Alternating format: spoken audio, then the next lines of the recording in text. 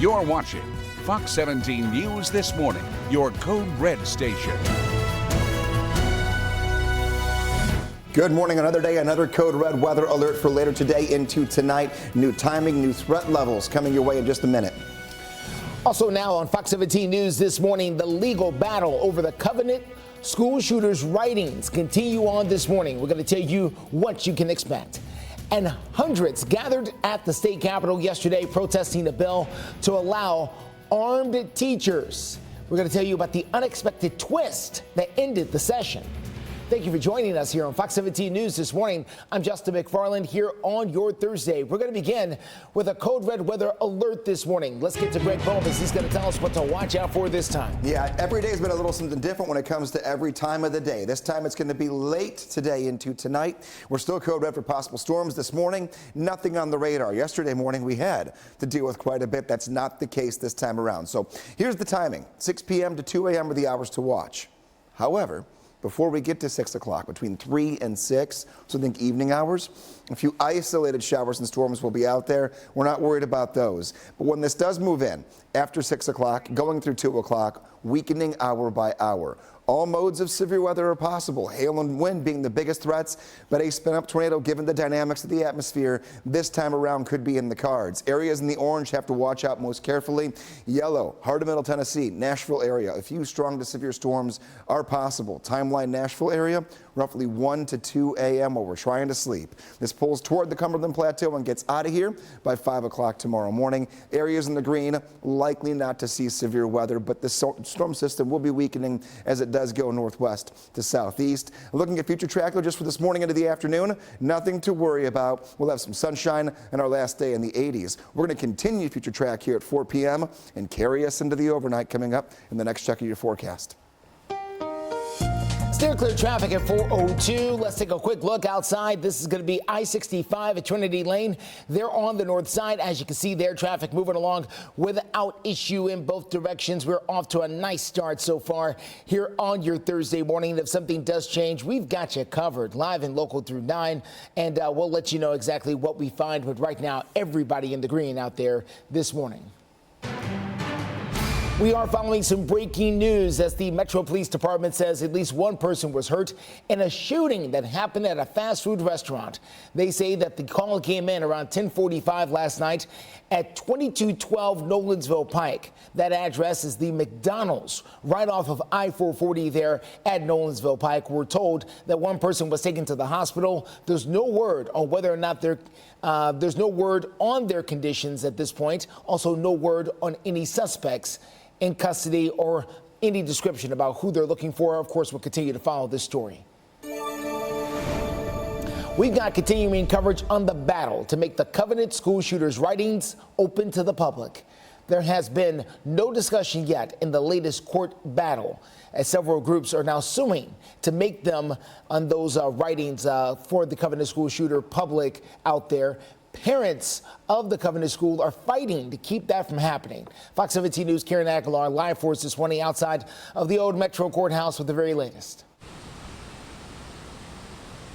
Good morning, Justin. Chancellor Aisha Miles heard from both sides here yesterday behind me at the old Metro Courthouse, and she wants more information on copyright before she rules on the school shooter writings. The attorney for the Covenant families argued that he believes the school safety and security exemption to the Public Records Act applies to this case. He also argued that victims have a right to be free of abuse, harassment, and intimidation.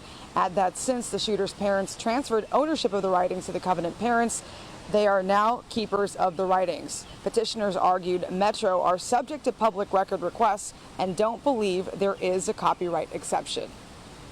Even things not directly related to the physical building that is the Covenant School or Covenant Church would potentially inspire future individuals. From coast to coast, unfortunately, there's been so many of these shootings, including shootings specifically at schools, and there's always been a release of these sort of records.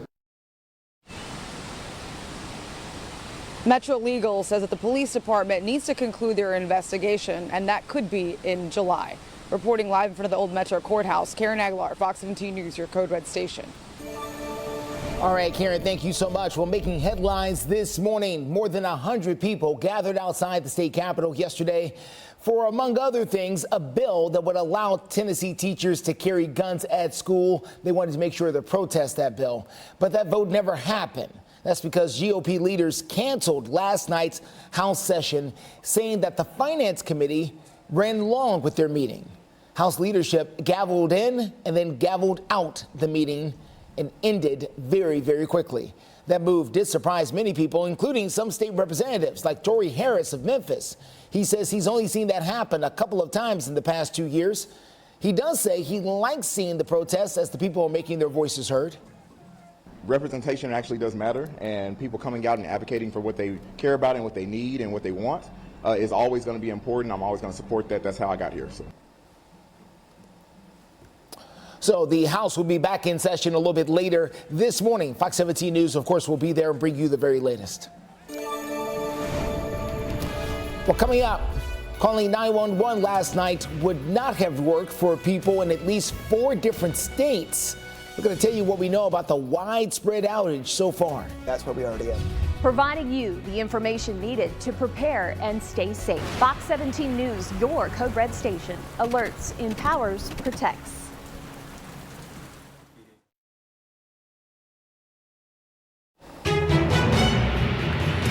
4:08 is the time. Welcome back to Fox 17 News this morning. Live look there over Lower Broadway. You can see they're cleaning the streets. That's the, we make reference to it every morning, but that's the actual sweeper there that's doing the work right there on Broadway. Beer truck pulling up as well. But we've also got the severe weather outlook there on the right-hand side of your screen. You can see we're in the slight risk category for Thursday. Greg Bobus will be along in a few minutes to tell us exactly when these storms could come rumbling through. 911 outages were reported in several cities in at least 4 different states last night. Now, the outages affected parts of Nevada, Nebraska, Texas, and the entire state of South Dakota. Now, this is very random. Those states are not exactly, in a row there. The entire state of South Dakota, as I mentioned, as multiple officials say, texting to 911 is operational, but not using a landline, which is normally very dependable.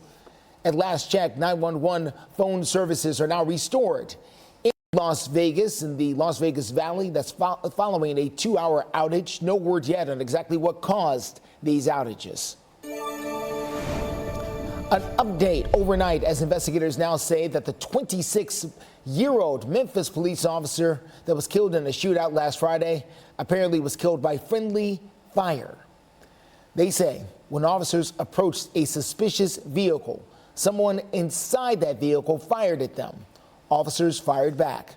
Officer Joseph McKinley was killed, as well as an 18-year-old in the car. A 17-year-old is arrested in this case as well. The Shelby County District Attorney said last night that the officer who was killed may have been hit by gunfire from another officer. However, the DA said that, quote, the 17-year-old is responsible. The 17-year-old's actions are also responsible and is still the real cause of this officer's death. Of course, we'll continue to follow this story from Memphis as it has gotten some nationwide attention.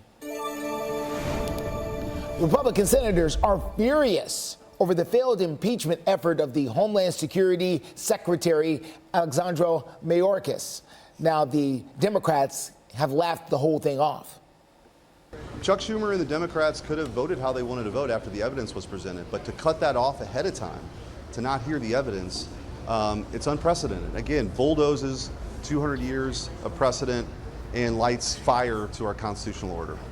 I'm saying that we were all just pissing away all our time here. This is what I'm saying. This is, again, this was just like a really bad show that I was forced to watch. Okay.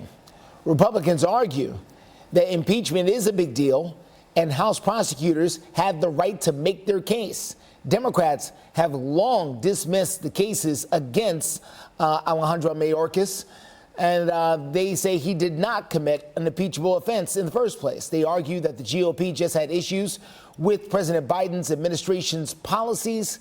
A spokesperson for the Department of Homeland Security praised the end of the impeachment, saying that officials can now stop, quote, wasting time playing political games, is what they have accused them of doing. Of course, I don't think this is quite over yet, but we'll continue to follow it. Coming up, tracking some weather moving in. Nothing on radar this morning, far different from yesterday. But this evening into tonight, our last chance for Code Red this week. We'll break it down on Future Track after the break.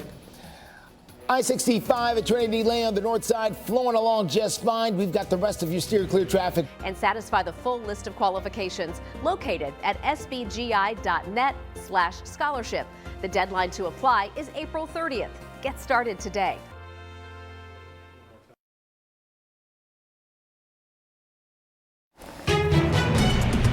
.414 is the time. Welcome back to Fox 17 News this morning. Let's get to Greg Bovis. He's been watching things for us here. We've gone code red yet again here, Greg. Yeah, third straight morning. Thankfully, the first two rounds that came in didn't really do much for us. But this one tonight has the best chance to give us not just strong storms, but at least rain and storms for everyone. Because it's been so hit and miss lately. This time around, we're all going to definitely be getting some rain, just a matter of how strong it is when it moves in. So here we are, 4 p.m. today. Everything between now and then stays dry. We end up in the 80s, on and off with some sun and clouds. 3 p.m. to 6, we're going to watch carefully.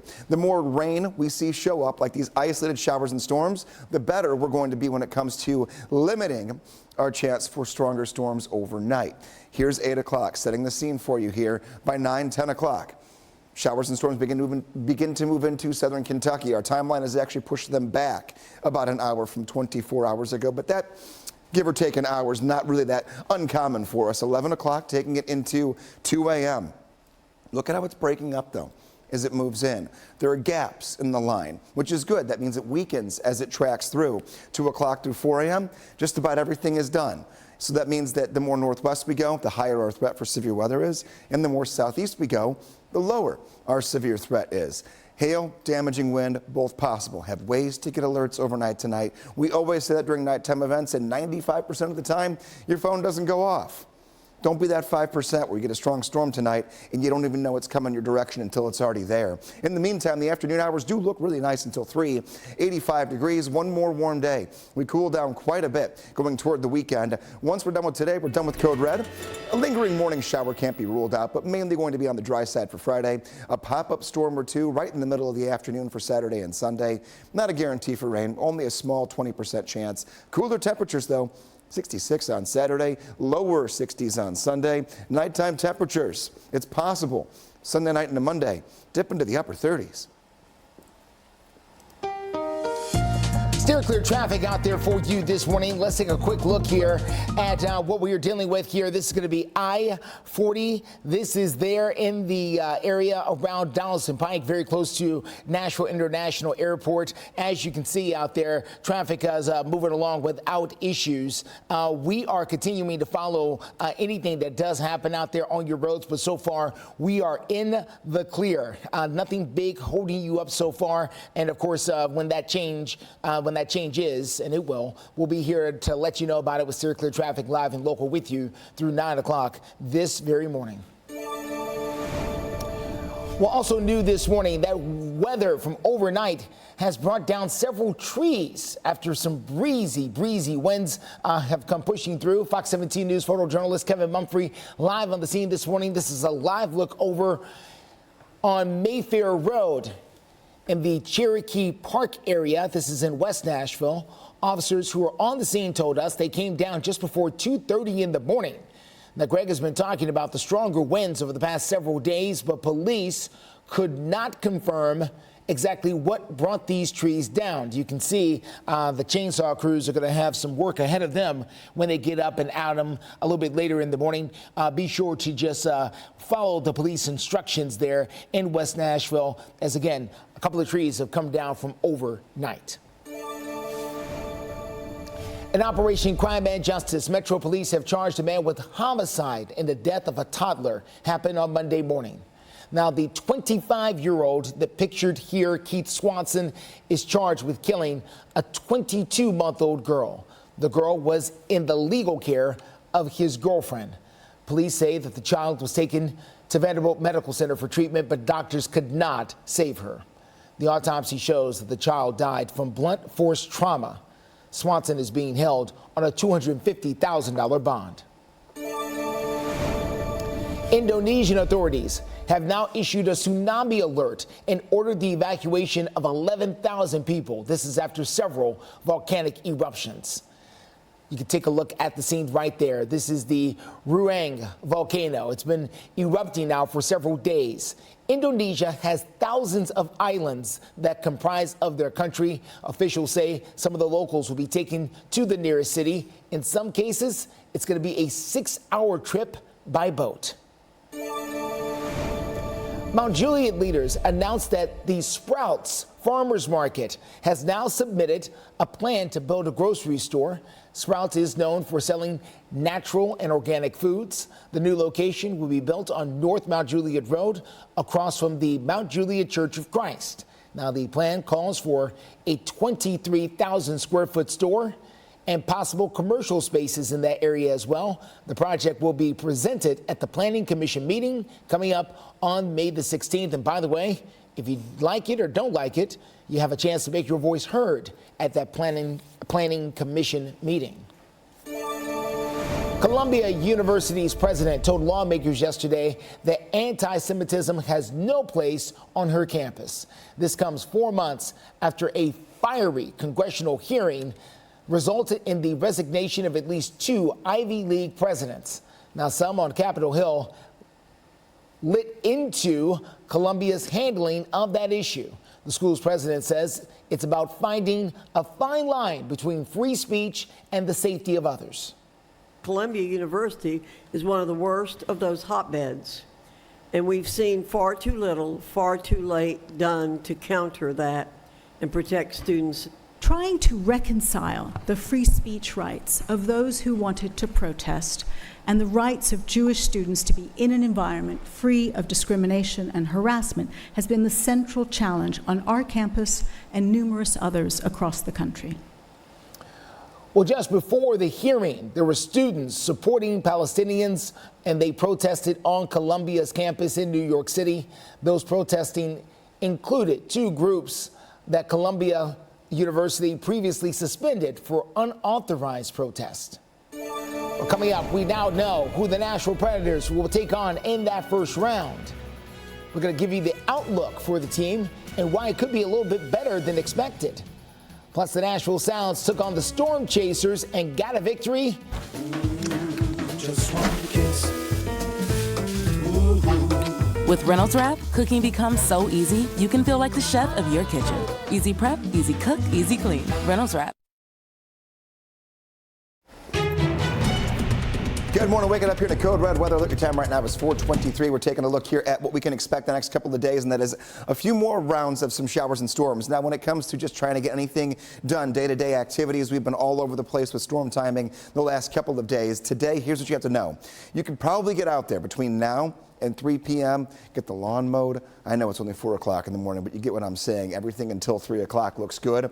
Tomorrow, I'm going to say no. We get quite a bit of rain overnight tonight across the board. We'll have wet grass tomorrow, 1 or 2 more showers in the morning, and then Saturday, a few pop-ups right in the middle of the afternoon. So best case practices, if you can get it done before 3 today, you're perfect. If not, watch the radar closely going into your Saturday. This weekend will be cooler, too. It will feel nice to be outside.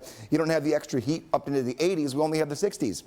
Middle 60s on Saturday, lower 60s on Sunday. Find those dry hours, maximize that time, you should be okay. Also, the allergies will go down a little bit now that we're going to have this decent rainfall overnight tonight. You can take a look here. You can get the Fox 17 Code Red weather app. You're going to want ways to get alerts tonight because every one of us has a chance for showers and thunderstorms, if not stronger storms that will track in starting after 6 o'clock this evening into around 2 o'clock in the morning overnight.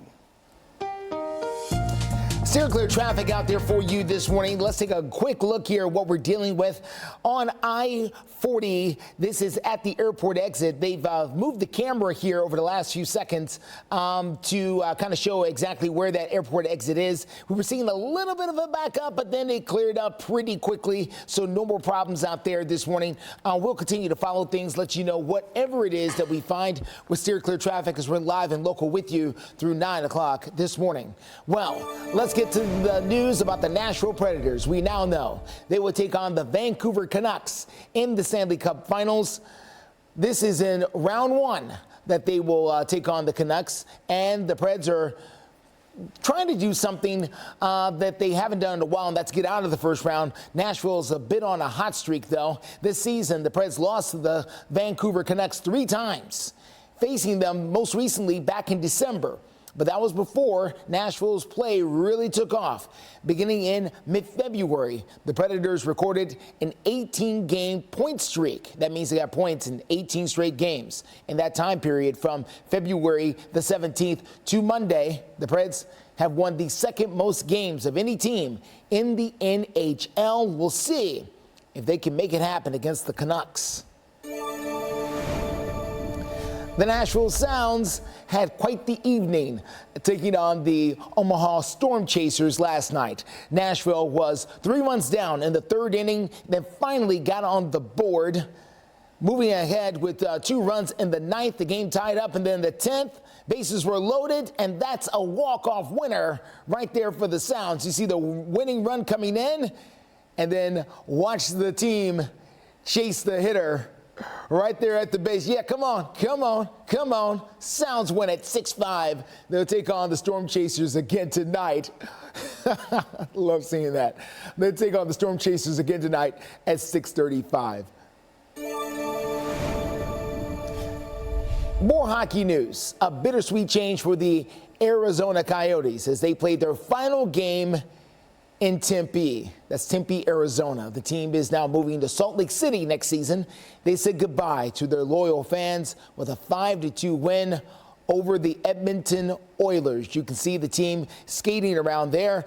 The team played in Mullet Arena. It's an arena that only holds around 4,000 people.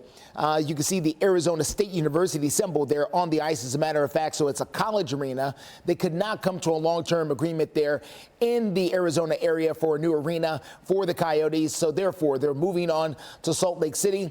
Well, they will play in the same place where the Utah Jazz plays their basketball, the old Delta Center there. And again, they were saying goodbye after several years there in Arizona. Coming up, the decision to release the writings of the Covenant school shooter is delayed. I'll have the details on day 2 of the hearing next. And a bill to keep teens. Stop me. Nothing beats Allegra. It's the fastest, non-drowsy 24-hour allergy relief. Live your greatness. You're watching Fox 17 News This Morning, your Code Red station. Waking up dry this time around, top left-hand side of your screen here. A few clouds that are out there, but we're mild in the 60s. However, another round of code red weather possible late today into tonight. The latest timing coming up in your forecast. The legal battle over the Covenant school shooter's writings continue on this morning. We're going to tell you what both sides of this debate have to say about it. Plus, steer clear traffic takes us to I-24 in the Antioch, Cane Ridge area. We're going to tell you why this area will crowd up a little bit later in the morning. Thank you for joining us here on Fox 17 News this morning. I'm Justin McFarland, just after 4:30 here on this Thursday. Let's get right to Greg as we've gone code red yet again. Greg, what are you warning us about this time? This time it'll be late in the day. Justin, we woke up yesterday. We had rain that was on the radar. That was not code red, but we had to watch carefully going toward the afternoon hours. Thankfully, everything panned out well. It was still annoying in the morning trying to get through all that wet pavement. We don't have that today. This really will be 2 things for us here. Our last day in the 80s of this week and next week. We get much cooler starting tomorrow. Storms this evening into tonight. A few pop-ups 3 p.m. to 6 p.m. Don't worry about those. Everything that happens after sunset moves in from northwest to southeast, and there is a good chance for everyone to work into some rain and a few thunderstorms. Do we all get severe weather? No, but any storms that go stronger, mainly a wind and hail threat, and a lot of that will be while we're sleeping. We're already tracking it moving toward us. You're going to say, well, what does Kansas City have to do with me? Well, this warm front lifts to the north, gives us that chance for a shower or storm in the evening hours. Then the cold front, that blue line you got over there on the left side of your screen, that tracks through overnight, and that will bring in our potential for some damaging wind, some decent-sized hail. And we cannot, this time around, for the first time this week, rule out the possibility of a weak spin-up tornado. 85 degrees will be the last day in the 80s. Take a look at how much cooler we turn. 72 starting tomorrow, and then 60s leading us into the weekend. Steer clear traffic out there for you this morning. Let's take a quick look here at I-24. This is at Old Hickory Boulevard. As you make your way through the Cane Ridge area there, we're doing fine out there. This is the exit that a lot of people use for Cane Ridge High School, right out there at exit 62. No big problems holding you up out there this morning at all. We're doing very, very well. Overall drive times, everybody in the green from Mount Juliet to Murfreesboro to Franklin. Well, happening today, the man accused of poisoning his pregnant girlfriend is set to appear in court for a bond hearing. Now, it's going to happen downtown at the Metro Courthouse.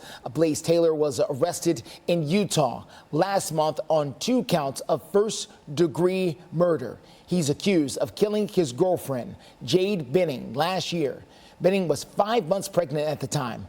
Taylor worked with the Tennessee's Titans as a scout from 2019 to 2023.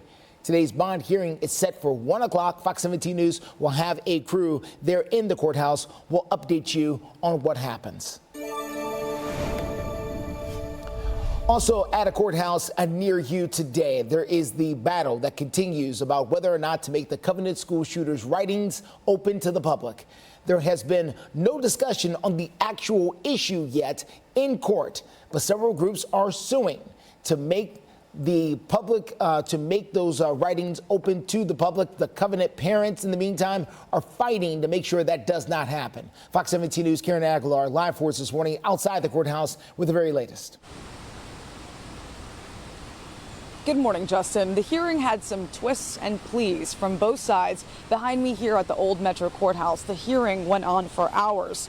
The groups want the writings to be released, and police say the writings can't be released until they have concluded their investigation. Covenant school parents say they have legal ownership of the writings from the shooter's parents and now hold the copyright.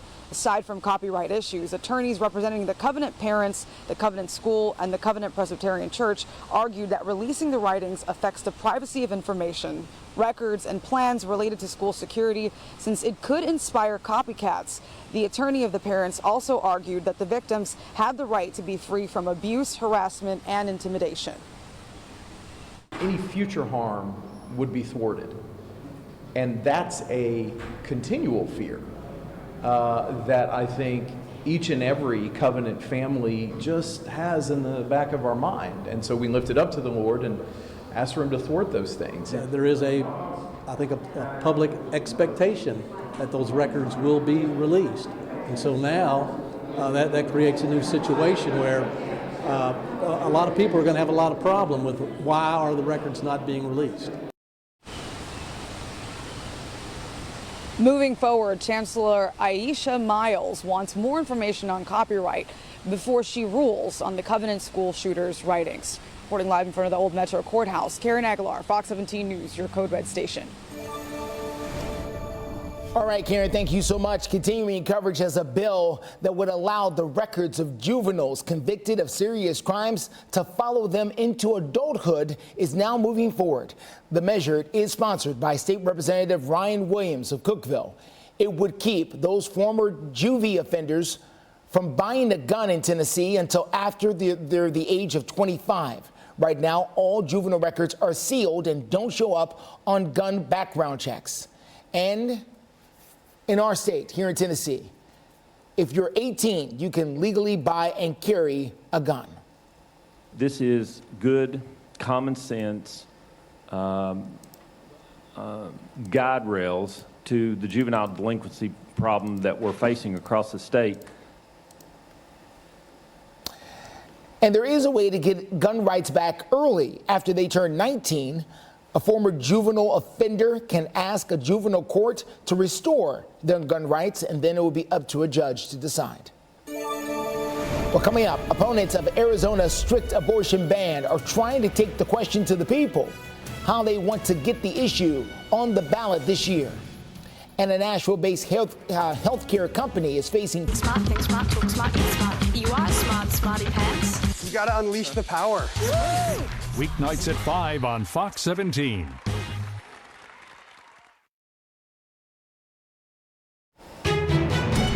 Good morning. Taking a look here at a forecast starting off much calmer than yesterday, but we are in a code red weather alert for late today into tonight. Let's piece it together from start to finish. 69 degrees right now. We are fairly overcast. We will have some bursts of sun on and off today. We actually want a little bit of sun early today to spark 1 or 2 showers or weak storms this evening.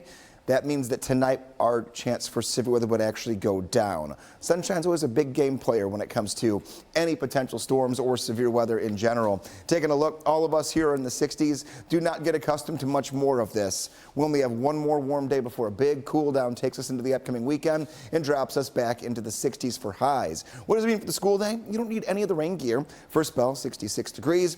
After school, 86 degrees. However, after school sports going into this evening, there could be a few pop-up, very hit and miss showers and weak storms. Keep that in mind. Can't necessarily say there won't be a rumble or two of thunder indicating there could be some lightning. So just bring it up in the back of your mind if the kids do have some activities later. Severe weather outlook for this evening, mainly into tonight. Starting well after sunset in our northwest counties, a weakening storm system moves to the south and east. The hotter the color, the more severe storms you could see. Wind and hail, both are dominant threats. We'll look at future track, we'll time it out. And then also, have to spotlight that big cool down toward the weekend. That's coming your way in the next check of your Code Red forecast. Steer clear traffic out there. Let's get you out to I-40 at Donaldson Pike. This is out there near the airport. About 20 minutes ago, we had a decent enough backup for TDOT to put out a small alert to let everybody know that there could be a backup there at the exit for the airport. But right now, I mean, you couldn't ask for better travel conditions. You are doing just fine as you get out and about there. We'll continue to follow things, let you know exactly what we find, if anything. But right now, we're doing just fine on the roads. Well, efforts to overturn the 1864 abortion law have now failed in Arizona's state legislature, at least so far. Now opponents are turning to the ballot box for this. Protesters rallied outside the state house to support abortion rights yesterday. Advocates say they have gathered about 500,000 signatures to put an initiative on the November ballot to enshrine abortion rights there in Arizona. Now, under state law, Arizona for abortion access needs to submit 384,000 ballot signatures by July the 3rd. 2 measures failed yesterday that would have repealed the 1864 restrictive abortion law. Repealing that ban would leave the state with a 15-week abortion restriction. Well, after a cyber attack stole health care data and cost United Health around $1.6 billion, the Nashville-based company Change Healthcare is now dealing with hackers. Now, the extortion group published data from the attack on the dark web. The leak from the group, calling itself Ransom Hub, contains personal information about patients from insurance records. That group is threatening to sell more of that data unless the ransom is paid. Analysts believe that the leak is the result of a dispute within the original hackers group. Now, a Russia-based group took credit for the attack earlier this year, but disappeared along with the $22 million ransom. Well, coming up, a state law will take time to evict squatters from months down to days. We're going to tell you why some say it is badly needed. And what could be a huge throat. Fainting can also happen. Help protect yourself against certain HPV-related cancers. Talk to a doctor or pharmacist today.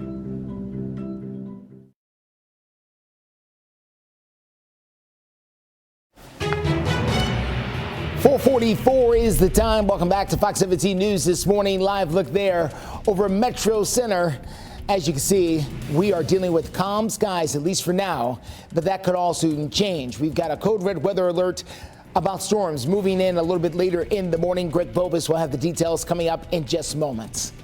Well, let's talk about the high cost of homelessness as a new law going into effect this July will give more protection to property owners who are dealing with squatters at their home or vacant building. Now, currently, it takes up to 2 years to remove an illegal squatter in Tennessee. But after a House bill passes this week, the Sheriff's Department can soon expedite the removal process in just 72 hours. Right now, property owners must begin a judicial eviction when they encounter squatters at their home. Let's say you suddenly have an abandoned property or rental property or your own home. They enter your property, change the locks. You try to get them out. The sheriff, they then claim that you leased it to them. They own it now. The sheriff can't make that, or the police can't make that decision there at the house. So it's becomes a civil matter where you have to take them to court. Well, it could literally take months.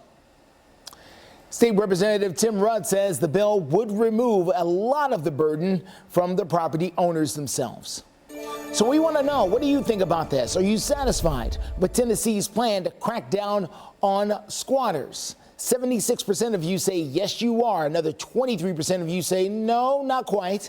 If you want to vote, you can use your phone, scan that QR code right there on the side of the screen. You open up your camera, hold it up, it scans the code. It takes you directly to the poll there. Or, of course, you can join us on our X account, and you can go to our handle at Fox Nashville. Well, there's a new way to deliver treatments to the brain that has seen unprecedented results, and it could change the medical care for thousands of diseases. We're talking about gene therapy. Doctors at Ohio State's Gene Therapy Institute are infusing genetic material near the brainstem and tracking it with an MRI. They've seen great success treating a rare genetic disorder affecting fewer than 1,000 people worldwide. We're talking about kids who couldn't walk or feed themselves are now moving on their own, as we're seeing here. An Ohio State University specialist says it's like fixing a typo in your DNA. It requires a use of the technology and devices that we had to develop and establish over the years to do these surgeries very precisely, very carefully, and then do it safely. Well, the treatment is being expanded to more common neurological diseases like Parkinson's and Alzheimer's. Researchers are also testing it against brain tumors as well. Well, we are following wicked weather this morning as we've got brand new footage of a damage that was left after a tornado hit parts of central Ohio. Take a look at this video yesterday showing the damage to the ceiling and shelves inside of a Family Dollar inside of a town there of Bucyrus there in Ohio. Nobody was hurt as a result of that storm, but you can see, boy, they're going to have a lot of cleanup before that Family Dollar is ready to open up again for business. Let's talk to Greg Bobus. Is storms like that in our future? That's what we want to know, Greg. The potential for severe weather, is there anything when it comes to large-scale tornadoes or major damage we're hoping can stay really low and stay out of here? Yeah. And that was actually part of the system that we watched for yesterday's Code Red. Just to give perspective, everything kind of shifted to the north and stayed away from here. Yeah. This time around, the hours have changed. Right now, we are perfect. Nothing happening outside. A little mugginess almost, and that's never a good thing here when you know you have storms coming. Storms this evening into tonight. That's why we're in Code Red today. Every day has brought a little something different when it comes to the timing and the threats. This time around, this morning, a little breezy out there, temps in the 50s and 60s. For the afternoon hours, you'll want the sunglasses. For this evening, you'll want the umbrella. So to those days, we kind of split it in half when it comes to what we're going to be seeing. But no worries to kick off the day and get out the door. No wet pavement this time around. Taking a look at future track. Let's time out when the rain does arrive. Noon, some sunshine. Little fuel, a couple showers later in the day. Here's 4 p.m. Very hit and miss, nothing organized, those kind of heating of the day showers as we call them, because we'll be in the 80s later on this afternoon. Here's what we have to watch. Nothing has really changed timeline-wise. 11 p.m. through 2 a.m.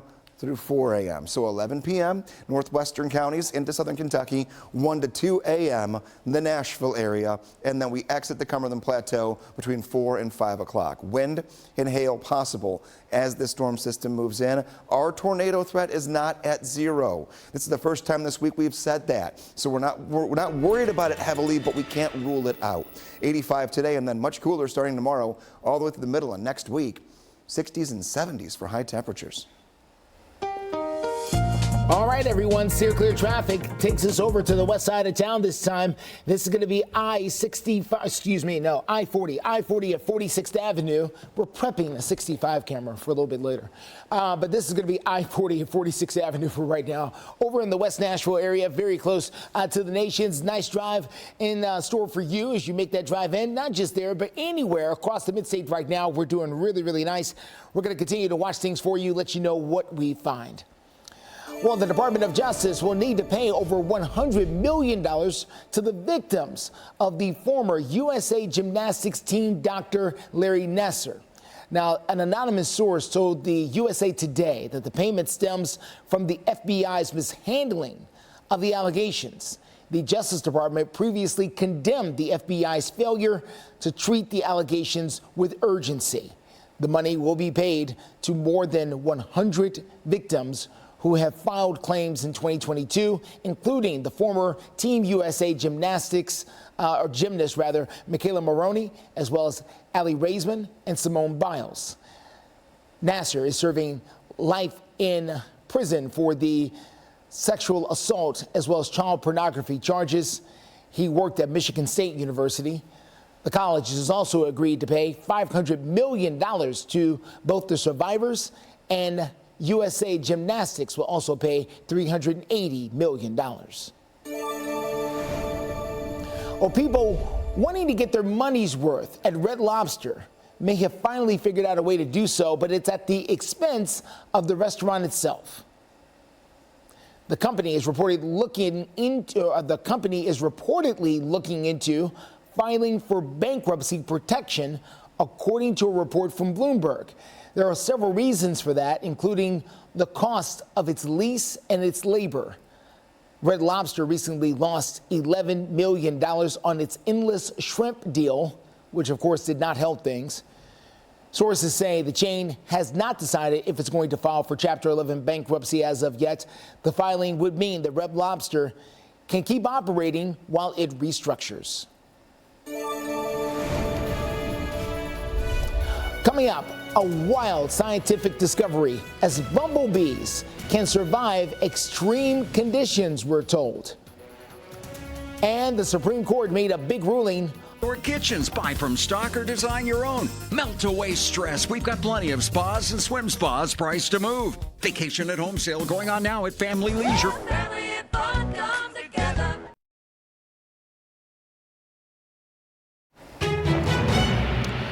4:55 is the time. Welcome back to Fox 17 News this morning. Live look there over Lower Broadway as we are preparing for storms to move through the area. Coming up here a little bit later in the day, Greg Bobus will be here in the next few minutes to give us the very latest look at your forecasts. As again, you look at Bridgestone Arena as they prepare for playoff hockey at some point here. The Vancouver Canucks will be the Predators' future opponent there.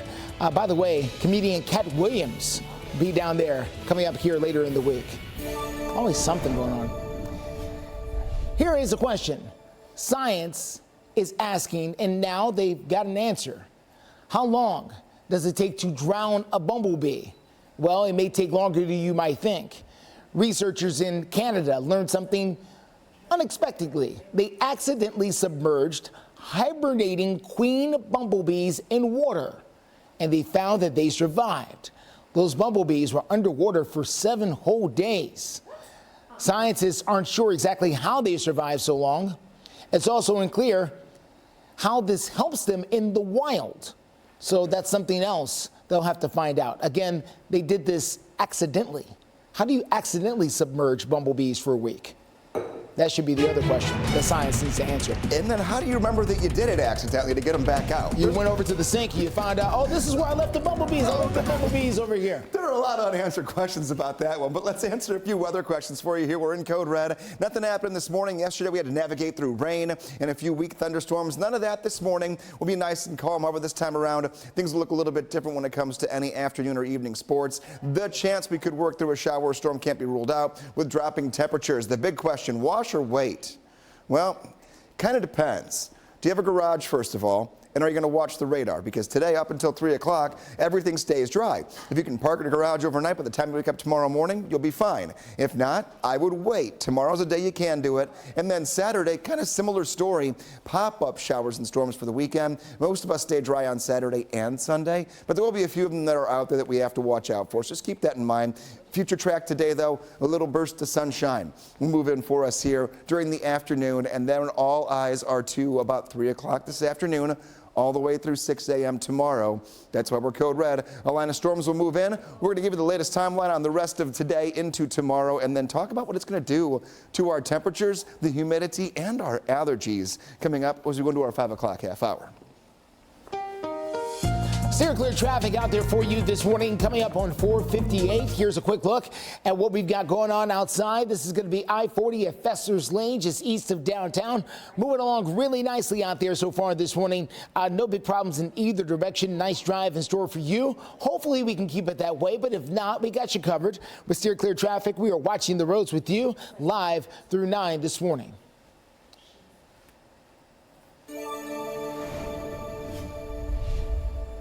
Hi.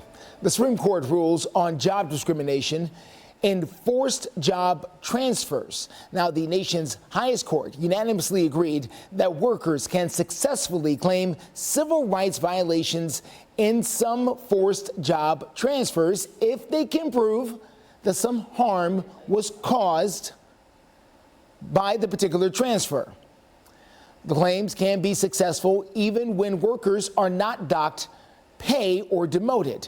Now, the ruling also revives a St. Louis police chase there involving the forced transfer of a female sergeant when the division leadership changed. Something to keep an eye on there. All right, the performers who helped bring Disney characters to life to its Southern California theme parks are one step closer to coming together as a union. They want to unionize. Out of Disney's 1,700 eligible cast members, more than 2/3 have now signed a petition requesting an election through a National Labor Relations Board. A vote is expected in May or June. The majority of Disneyland's workers are already unionized. Parade and character workers announced plans to organize back in February in order to address safety concerns and scheduling issues, among other things they are asking for as well. What these cast members are asking for is a drop in the bucket of the $60 billion you have committed to invest in the experiences over the next several years, in the backbone of Disney's organization and stability. The union will be formed under the Actors Equality Association, which already represents performers at Disney's theme parks over in Florida. Our 5 o'clock hour starts right now.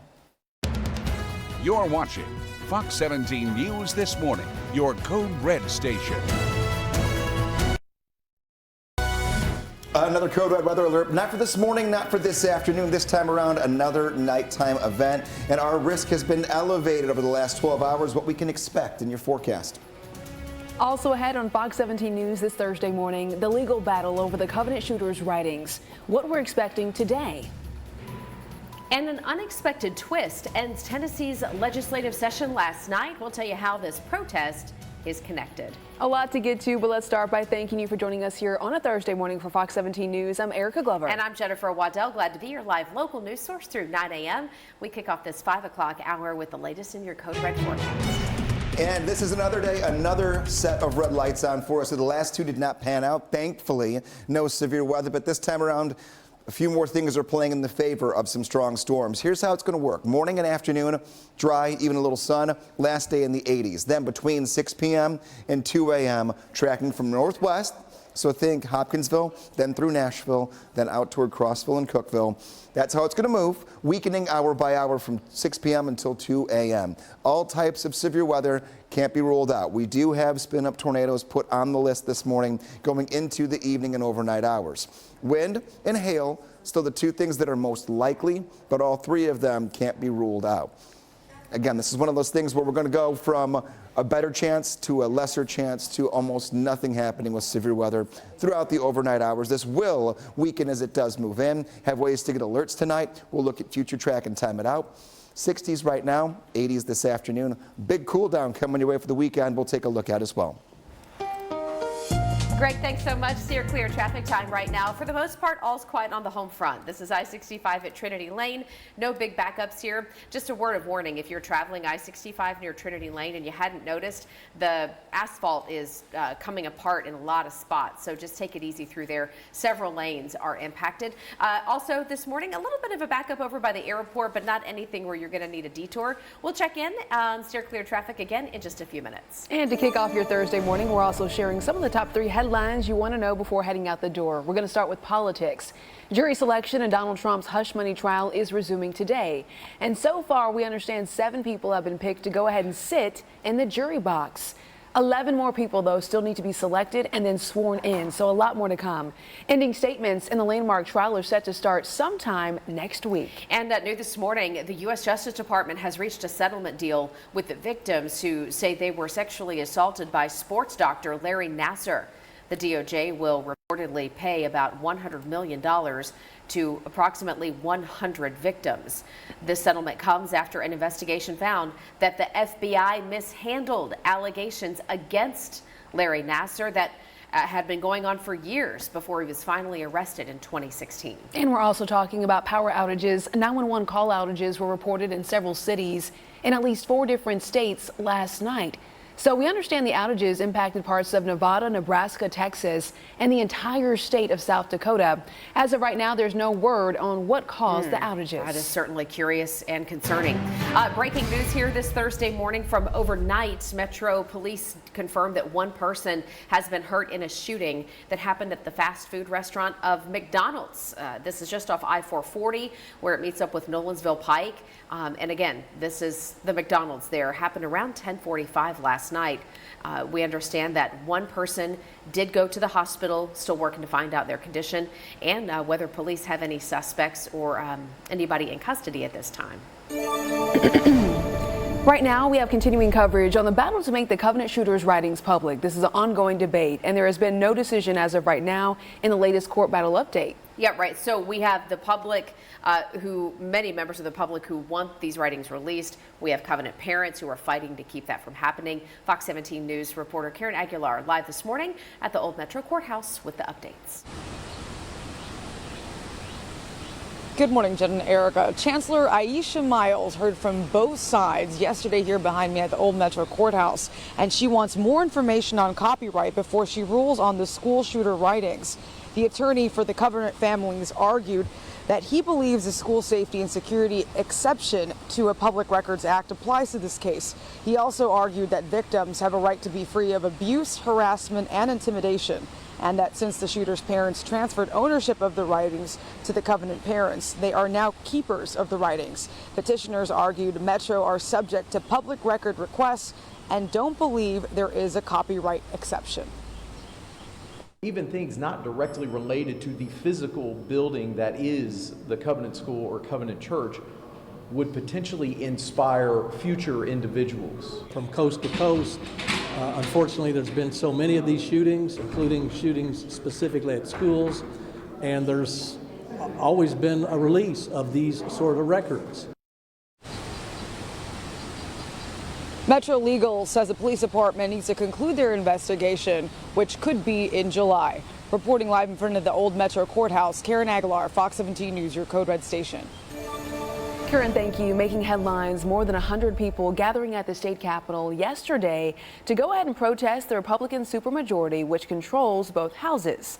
Now, among many things, they protested over a bill that's 1 vote away from passage that would allow Tennessee teachers to carry guns inside of their classrooms. Well, here's the deal. That vote never even happened. GOP leaders canceled last night's House session, saying the Finance Committee, their meeting ran long. House leadership gavelled in and then gavelled out, ending the meeting.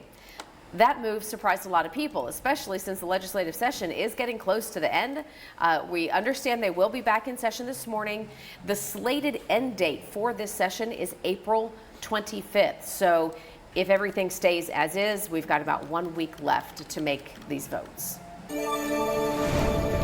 Just ahead, we're getting some more updates regarding the shooting death of a Memphis police officer, what police believe may have happened for this case. And the nationwide ground stoppage.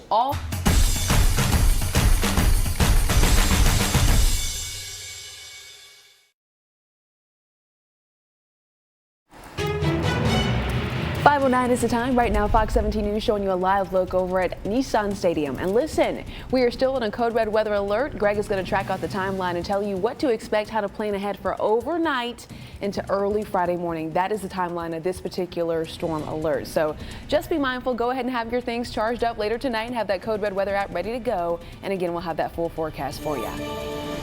We have an update from overnight as investigators now think the 26-year-old Memphis police officer who died in a shootout last Friday might have been hit by friendly fire. We'll explain what that means here now.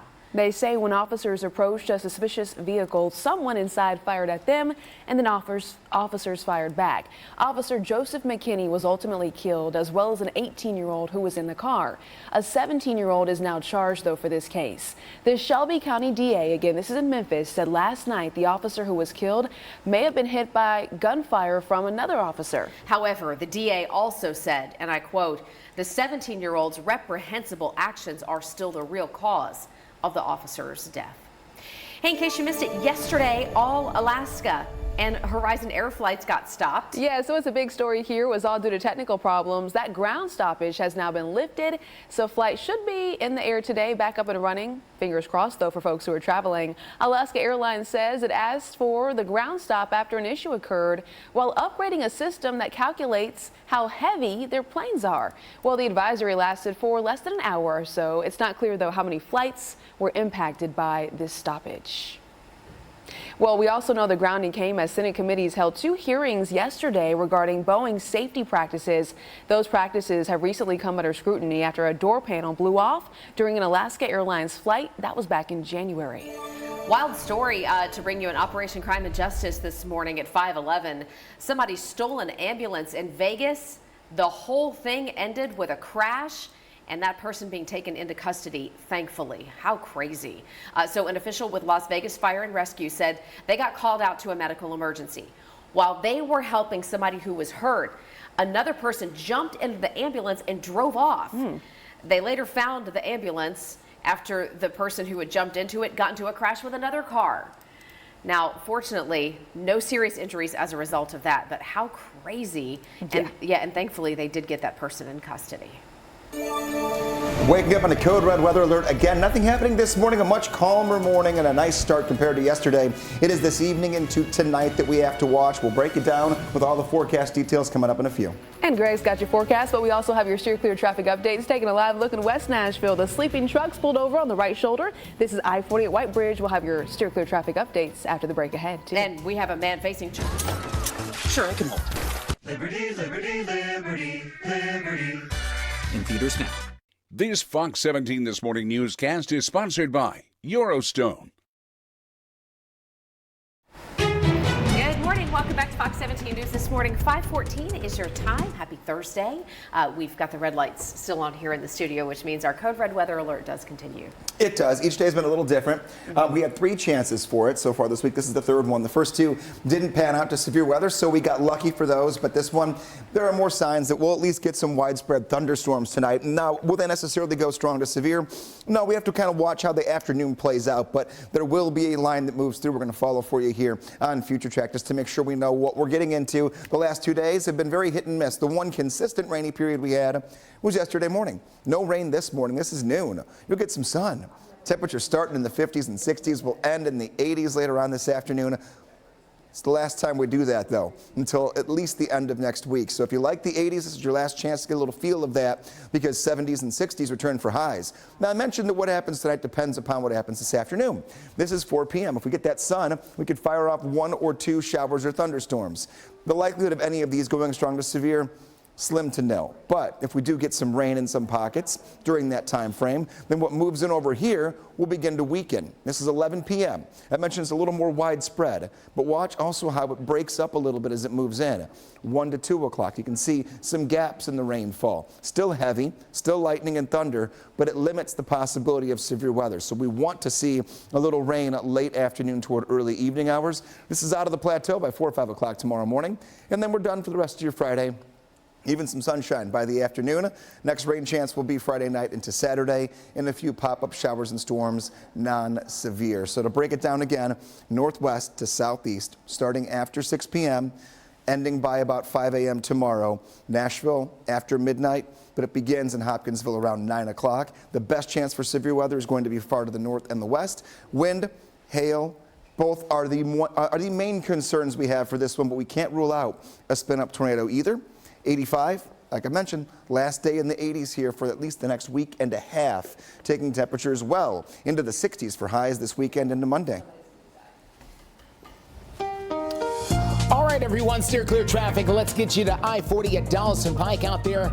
This is where we saw a bit of a backup earlier this morning there at the exit for the airport. But right now, we're looking very smooth as you get out and about there this morning, headed towards the airport. No big problems in either direction out there going to or from the airport or anything around that area. Keep in mind, there's a lot of construction happening around here. This is the Dallas and Pike area.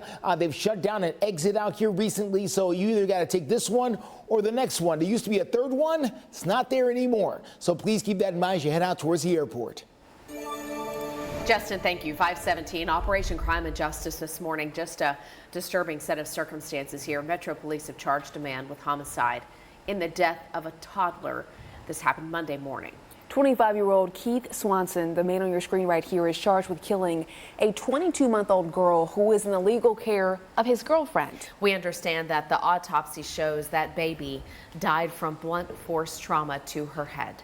Swanson currently being held on $250,000 bond. This morning we get to some world headlines. Indonesian authorities have now issued a tsunami alert and ordered evacuations for 11,000 people after a volcano erupts. Now, this is interesting video here because as you see people packing up and trying to get out, you can see the volcanic eruption in the background. That is the Ruang volcano. It's been erupting for days. It sits off the northeastern tip of the island of Sulawesi. Officials say that locals will be taken to the nearest city, which, by the way, is a 6-hour trip by boat. Well, back here at home, the fraud unit with Metro Police, they're warning Nashville folks about scam parking tickets. Police say these fake tickets, and I'm circling it right behind me here, have been showing up on cars over in the Midtown Hills precinct area. So this includes areas like Green Hills and 12 South, very popular areas. They're labeled Metro Nashville parking. Right here, you can see that. And they have a QR code. Well, this QR code right here will actually steal your money if you try to go ahead and make a payment. So keep that in mind. The department says real Metro Police and NDOT parking tickets look like this. Okay, no QR code, and can only be paid online through the Circuit Court's clerk's official website. Perhaps this scam targeted you, or maybe you've seen a fake ticket. They're asking that you call the number that we're sharing right here at the bottom of your screen and let Metro Nashville Police Department's fraud unit know what's happening. We go to Mount Juliet now this morning, where leaders have announced that Sprouts Farmers Market has submitted a plan to build a store there. Sprouts is known for selling natural and organic foods. The new location here in Mount Juliet would be on North Mount Juliet Road, right across from the Church of Christ. The plan calls for a 23,000 square foot store. There might be some other commercial spots that pop up along with it. It'll be presented to the Planning Commission coming up May 16th. By the way, Sprouts also eyeing a location in Madison, right across from Rivergate Mall. Well, let's keep talking about developments, because happening now as Nashville expands, new developers, we know this, are moving into town, and they're hoping to redevelop existing spaces into hotels, because we got to have places for all the visitors. Well, and there are a lot of vacant buildings that could be used for that purpose. Fox 17 photojournalist Kevin Muffrey joining us live this morning downtown. One hotel is planned for the block that you see right here on your screen. This is between Grundy, Porter, and 11th Avenue. The proposal sent to Metro government would be for a 16-story building, 281 rooms, a concert venue, and what they're calling a market hall. Nashville's tourist spots and businesses, obviously big draws, and there are several other hotel proposals in the works right now. Well, police over in Canada announcing arrests yesterday for a massive gold heist that happened last April. Investigators say it was the single largest gold heist in Canadian history. Here are the details. The thieves stole roughly $22.5 million in gold and cash from Toronto Pearson International Airport. Wow. Look at this. Gosh, that's like something from a movie. Absolutely. Authorities said 2 airline employees played key roles in the crimes. Wow. One of them, a warehouse worker, has been arrested. An arrest warrant is out, though, for the other, a manager who gave police a tour of the cargo facility after the theft before resigning from Air Canada last summer. Wow. Man. The alleged driver in this heist is now behind bars in the U.S. after being arrested in September with a full car of guns, also headed for Canada. Gracious, that's wild. Hey, 521 right now, overcrowding at Rutherford County schools, not just impacting class size. Tucson. Lease at Tucson for $209 a month, or get 3.79% APR for 72 months, or $2,000 bonus cash. Hurry in. 5:24 is the time. Rutherford County Schools has long talked about issues with overcrowding in their schools. They're trying to build new schools to solve it. They're trying to renovate old schools to solve it. They're even adding trailers, but none of that will solve the issues with overcrowding with buses. As it stands right now, if a bus is too full, drivers have no other choice but to make a couple of different trips, which can leave students waiting longer for the bus as it has to come back around, and it leaves them late for class. Now, Trey Lee runs the transportation department there in Rutherford County for the school system. He says he and his staff hear the complaints all the time, and it's not necessarily from parents. Miss Barnett's going to call, and I'll just throw it out there today, she's going to call the principal at Rocky Fork Elementary tomorrow, and he's not going to be a happy camper. We don't have a bus to slide in. We're overloaded. We're going to run a double run, and he's going to throw a fit. I can't help him. You know, I don't justify another route. I don't have enough things that are close. That bus has got 91 children on it. They are hoping to rezone some of the schools, and that will help reduce the amount of kids who are on the bus to make sure they are not all running at capacity all the time. A look at your forecast here at 5:25, and this is a morning of nice, calm conditions, almost a little cool and damp outside ahead of our next weather maker that will end up making us very cool for the weekend. Today, 85, but sneak peeking ahead. Pop-up showers and storms on Saturday and Sunday, especially right in the middle of the afternoon. Much cooler for the mornings. We're finding the dry hours to make our plans. Many more of those than hours that will have any rainfall. Most of us will actually go into and out of the weekend without any rain at all. However, today, after 3 p.m., hit and miss storms. After 6 p.m., the chance for showers and thunderstorms going into the overnight hours, and the most likely time frame going to be for Nashville after midnight. Fox 17 Code Red Weather app cannot harp on this enough every time we have a chance for severe weather overnight, because this is our best chance so far this week. We've dodged 2 bullets in the last 48 hours. This one, showers and storms for just about everyone. Not necessarily severe weather, but that app will go off if you have any severe weather alerts to your specific county overnight. Steer clear traffic out there, everyone. Let's get to I-40 at Fessler's Lane as you make that drive out and about there. In the East Nashville area, you can see how traffic is moving along there pretty nicely. No big problems over there so far this morning. We've been checking in and have not seen any significant issues, stack-ups, or stoppages almost anywhere that we've seen. This is I-65 at the Fern Avenue overpass on the north side there. Traffic also moving along pretty well both north as these people are heading north out there towards Madison and Goodlettsville. These folks are heading in from those locations on the south side of town. Everything moving okay so far, but things will change. We're going to continue to follow it for you. Steer clear traffic live through 9. We're cracking down on squatters. Coming up, we're going to tell you how a new law is aiming to protect property owners. Lungs, not leaking into your home. Chimney, honest, dependable, affordable. Get severe storm warnings for your area. Download the free Fox 17 Code Red weather app. 5:39, you got to your Thursday, and it's our third straight day in a row of Code Red weather potential. Taking a look, we're still mild for the mornings. Our temperatures have not fluctuated at all the entire week. That changes going into tomorrow. Keep that in mind. This is the last day. We'll be in the 80s for the afternoon. We are dry. It's nice. Yesterday we had all the rain that caused a lot of headaches. Today, not the case. 69 degrees in Nashville. All of us are at or above the 60-degree mark, and we'll stay that way for the next couple of hours and then soar back up into the 80s.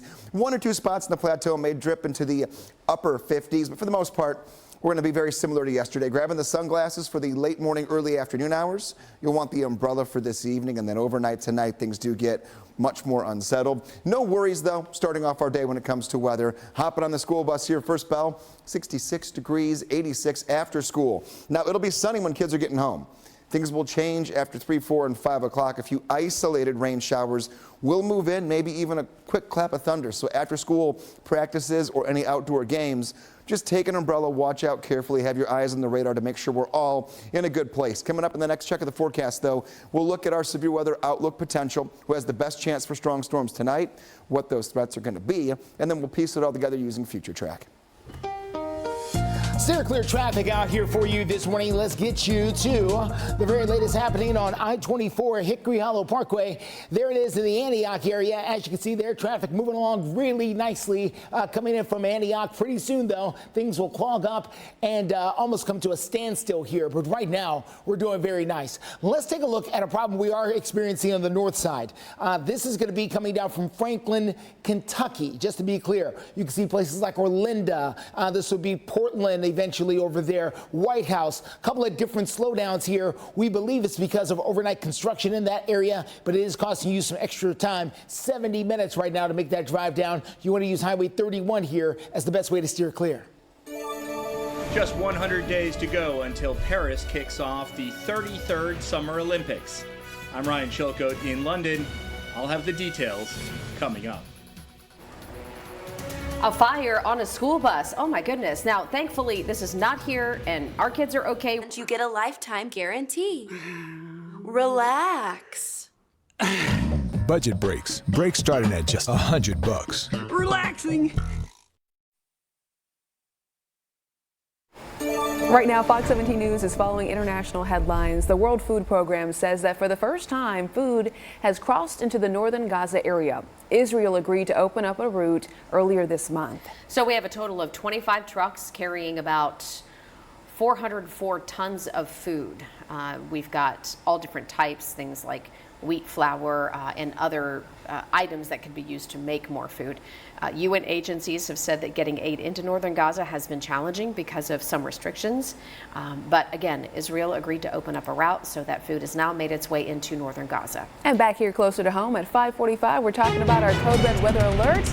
Am I going to need my umbrella, my raincoat this morning or later today? Later today, yeah. It's kind of the flip-flop of yesterday where the morning was so rainy and then the end of the day was, wow, this is kind of nice outside. Yeah. We're changing it, yeah. And Greg, I know that you are going to talk a little bit throughout the course of the morning about sunshine today. So if we get the sunshine today, what does that mean?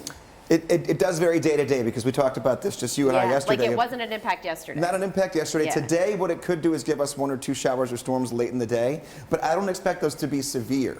What those will end up doing is when we go into tonight, when the real weather maker moves in, any rain we get earlier in the day will actually help diminish the possibility or make it go down when it comes to any severe weather overnight. So sun could actually end up being a good thing for once. The later we get the weather maker to move in after the sun, the better we usually are. But here's the breakdown. Lots of colors.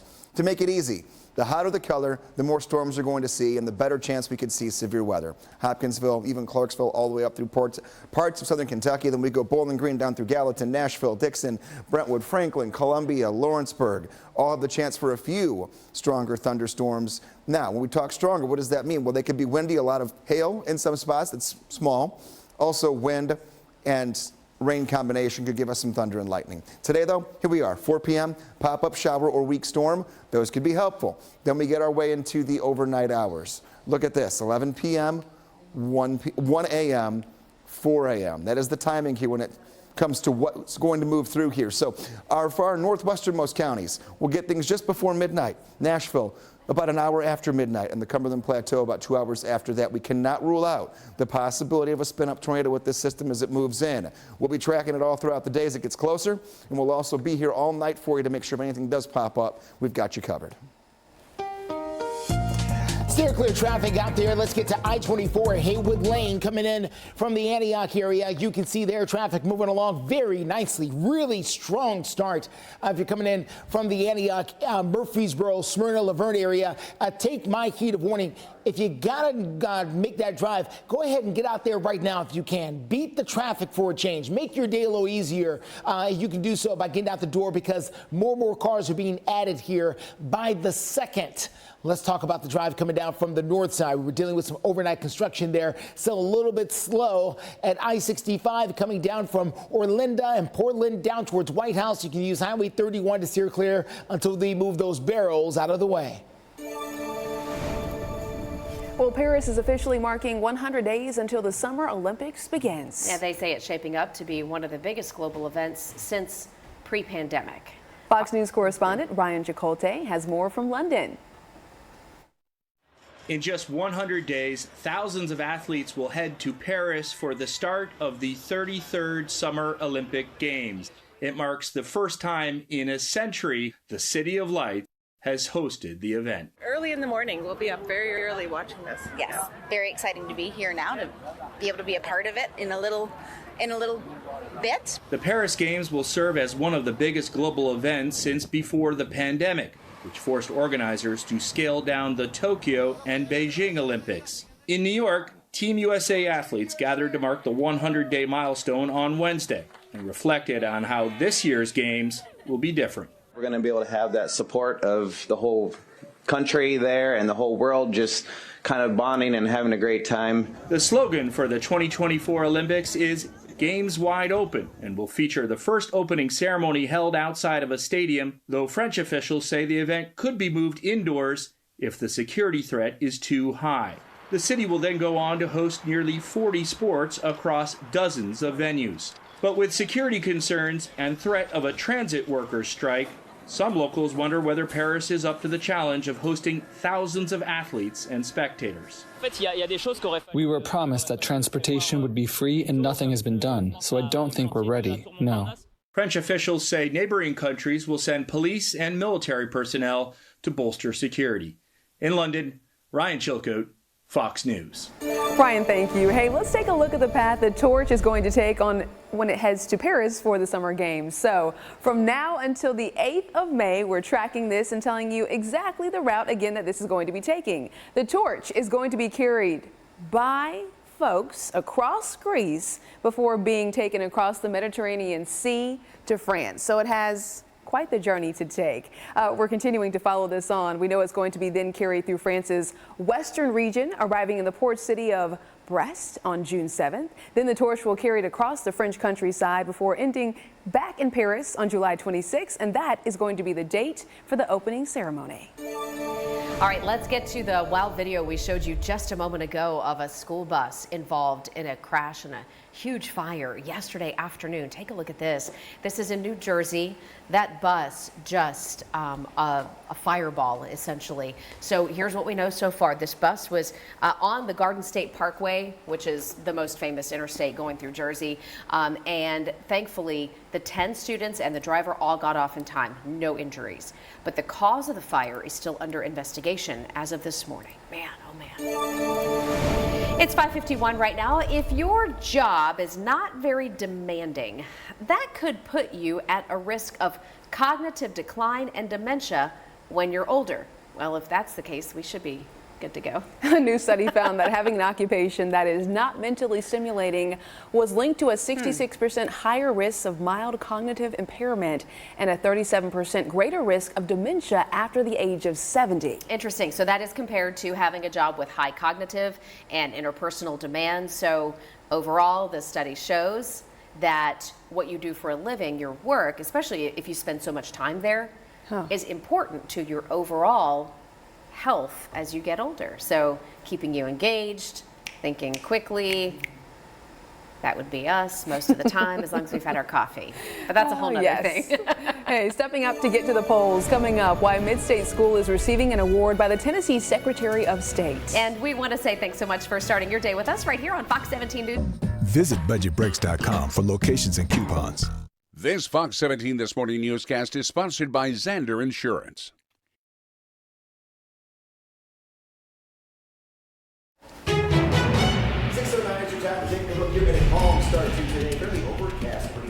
6:09 is the time. Here's a live look over Nissan Stadium where we've got a code red weather alert issued. Greg Bobus will have the details for you as we could have some strong storms moving in a little bit later in the night. He'll have a detailed forecast coming up in just minutes.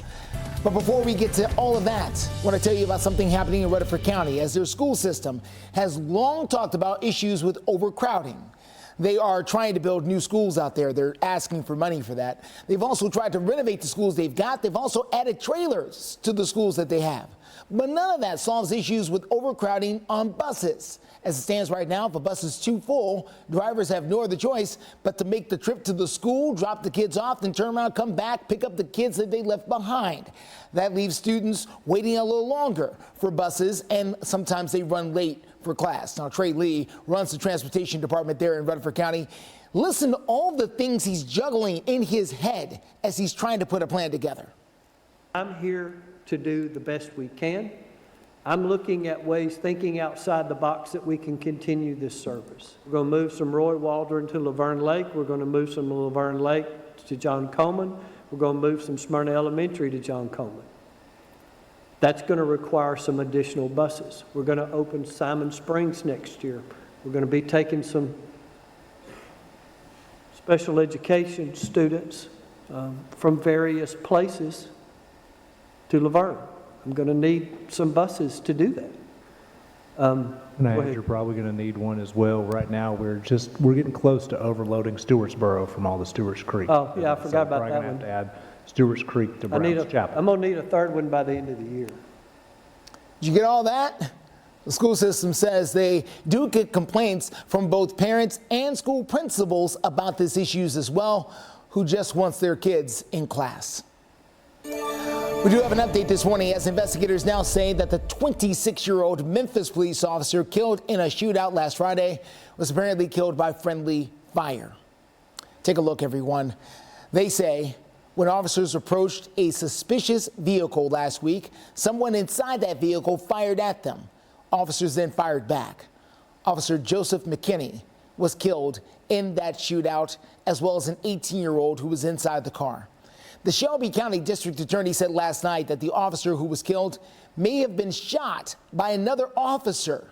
However, the DA says that the actions of the teenagers in the car are the real cause of the officer's death. Coming up in your Code Red forecast, we'll look ahead to this evening and into tonight. The next chance for strong to severe thunderstorms. This morning trending dry, but overnight you need ways to get alerts. Plus, steer clear traffic takes us to I-24 Brody Parkway at Brick Church Pike at the exit. A crash there that may involve some injuries. The exit is closed up in that direction. We're going to tell you the best way to steer clear coming up in a few. Plus, a bill to keep teens with previous convictions. And more. Don't miss out. Sale ends Sunday at 7 p.m. Electronic Express. We make it happen. His Fox 17 This Morning newscast is sponsored by Sarah Chevrolet Buick GMC of Nashville. Let's dive on into your Code Red forecast and what you have in store for today. This morning, not much to worry about. Go about your business as usual. We're not going to have any weather issues for the morning and the afternoon, but this evening and into tonight, that is why all the red lights are on for the third day in a row. The first two chances for Code Red, didn't have to worry about them. Everything kind of went as planned. We knew they were low threats, but this one here, a little more concerned about some thunderstorms overnight tonight. They will weaken from northwest to southeast, but strong storms possible for everyone. All modes of severe weather. What's a mode? It means those four big things: flooding, hail, wind, and even spin-up tornadoes can't be ruled out. All of it after sunset. Ways to get alerts, very important. Here's the setup. Warm front just to the south of Nashville will bring in the possibility of one or two storms late this afternoon toward the evening. Then when that shuts down, cold front moves in. Already been rocking and rolling in Kansas City on and off the last couple of hours with some thunderstorms, and we have that chance as that blue line, that cold front, moves closer to us overnight. That threat will increase. Now, they're not high threats, they're at high end, but it's the best chance for severe weather that we've had so far this week. It's also the last one that we'll have this week. So make it through tonight, and we're good to go into the upcoming weekend. Doesn't mean totally dry, but no more red lights, no more Code Red. Spin up possible. Not a guarantee, not highly likely, but some damaging wind, a lot of thunder and lightning and heavy rainfall overnight tonight. A very good bet. So what's the timing? Around 11 p.m. in the Hopkinsville area. Just after midnight in Nashville, and then pushing toward the Cumberland Plateau after 2 a.m. Taking a look, 85 degrees today, last day in the 80s for the next 9 to 10 days. 60s and 70s take over the forecast starting tomorrow. Circular traffic for you this morning. I'm sorry, our computer system just crashed on us just now. So isn't that wonderful here on live TV? We can't tell you that we are dealing with a crash at I-24. Thank you, everyone, as you try to pull that up. We appreciate it. I-40 at Donaldson. Guys, wherever you would like to pull it up, we'll take it from there. Let me tell the good people about the crash that is happening at I-24 at Briley Parkway. That's there on the north and west side.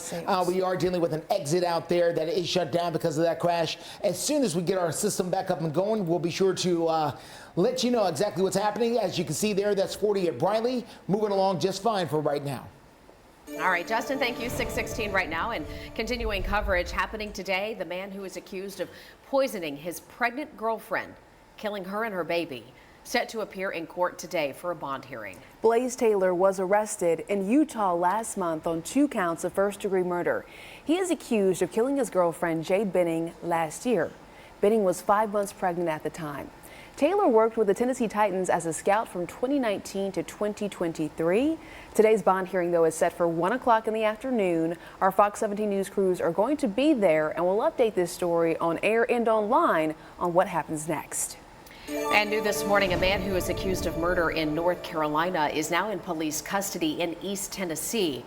All right, let's get to the details here from Kingsport, where police say this man, Dennis Jerome Sales, has been arrested after a high-speed chase. This was in Daviess County, where the sheriff's office in North Carolina says that Sales killed a woman Tuesday. Again, captured in East Tennessee after that chase, Sales is now charged with murder in North Carolina and facing a number of new charges as well here in Tennessee, including running from police, which is a felony, and resisting arrest. Continuing Operation Crime and Justice, we now know the next hearing date has been set after Zachary Adams asked for a retrial of a murder case he was convicted in. Zachary Adams was found guilty in 2017 of kidnapping and murdering nursing student Holly Bobo. This case gained local and national attention when Holly Bobo disappeared from her home in Parsons, Tennessee in 2011. The current trial will decide whether to unseal exhibits surrounding the original case after the man who testified that he witnessed the murder recanted his testimony. So the next hearing is now set for June 14th. Continuing coverage now, as a bill that would allow the records of juveniles convicted of serious crimes to follow them into adulthood is moving forward. Interesting here. So this measure, sponsored by State Representative Ryan Williams out of Cookeville, would keep those former juvenile offenders from buying a gun in Tennessee until they are 25. Right now, all of those records of people under the age of 18 are sealed and don't show up on gun background checks. And in our state, if you are 18, you can legally buy a gun and carry it. This is good, common sense guide rails to the juvenile delinquency problem that we're facing across the state. And there is an out for those who have turned their lives around. After they turn 19, former juvenile offenders can ask the juvenile court to restore their gun rights.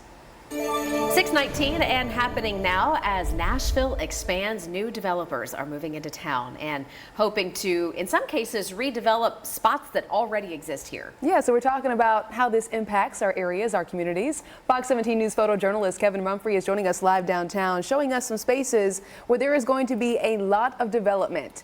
One hotel is planned for this particular block. It's between Grundy Street, Porter Street, and 11th Avenue.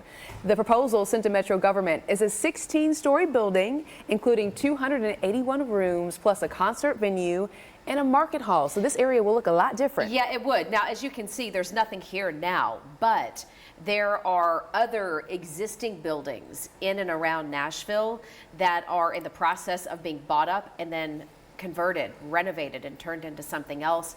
We've got so many hotel proposals right now in the works just in Nashville. And you think about, all the big high-rise hotels that we have already here. I'm thinking like, the Westin and the Omni and whatnot, but even more currently on the way. So we'll keep you posted on the update as it develops. I think of all the traffic. Yeah, Let's talk about the Predators, though. The Nashville Predators are going to face the Vancouver Canucks in the Stanley Cup playoffs for the first time.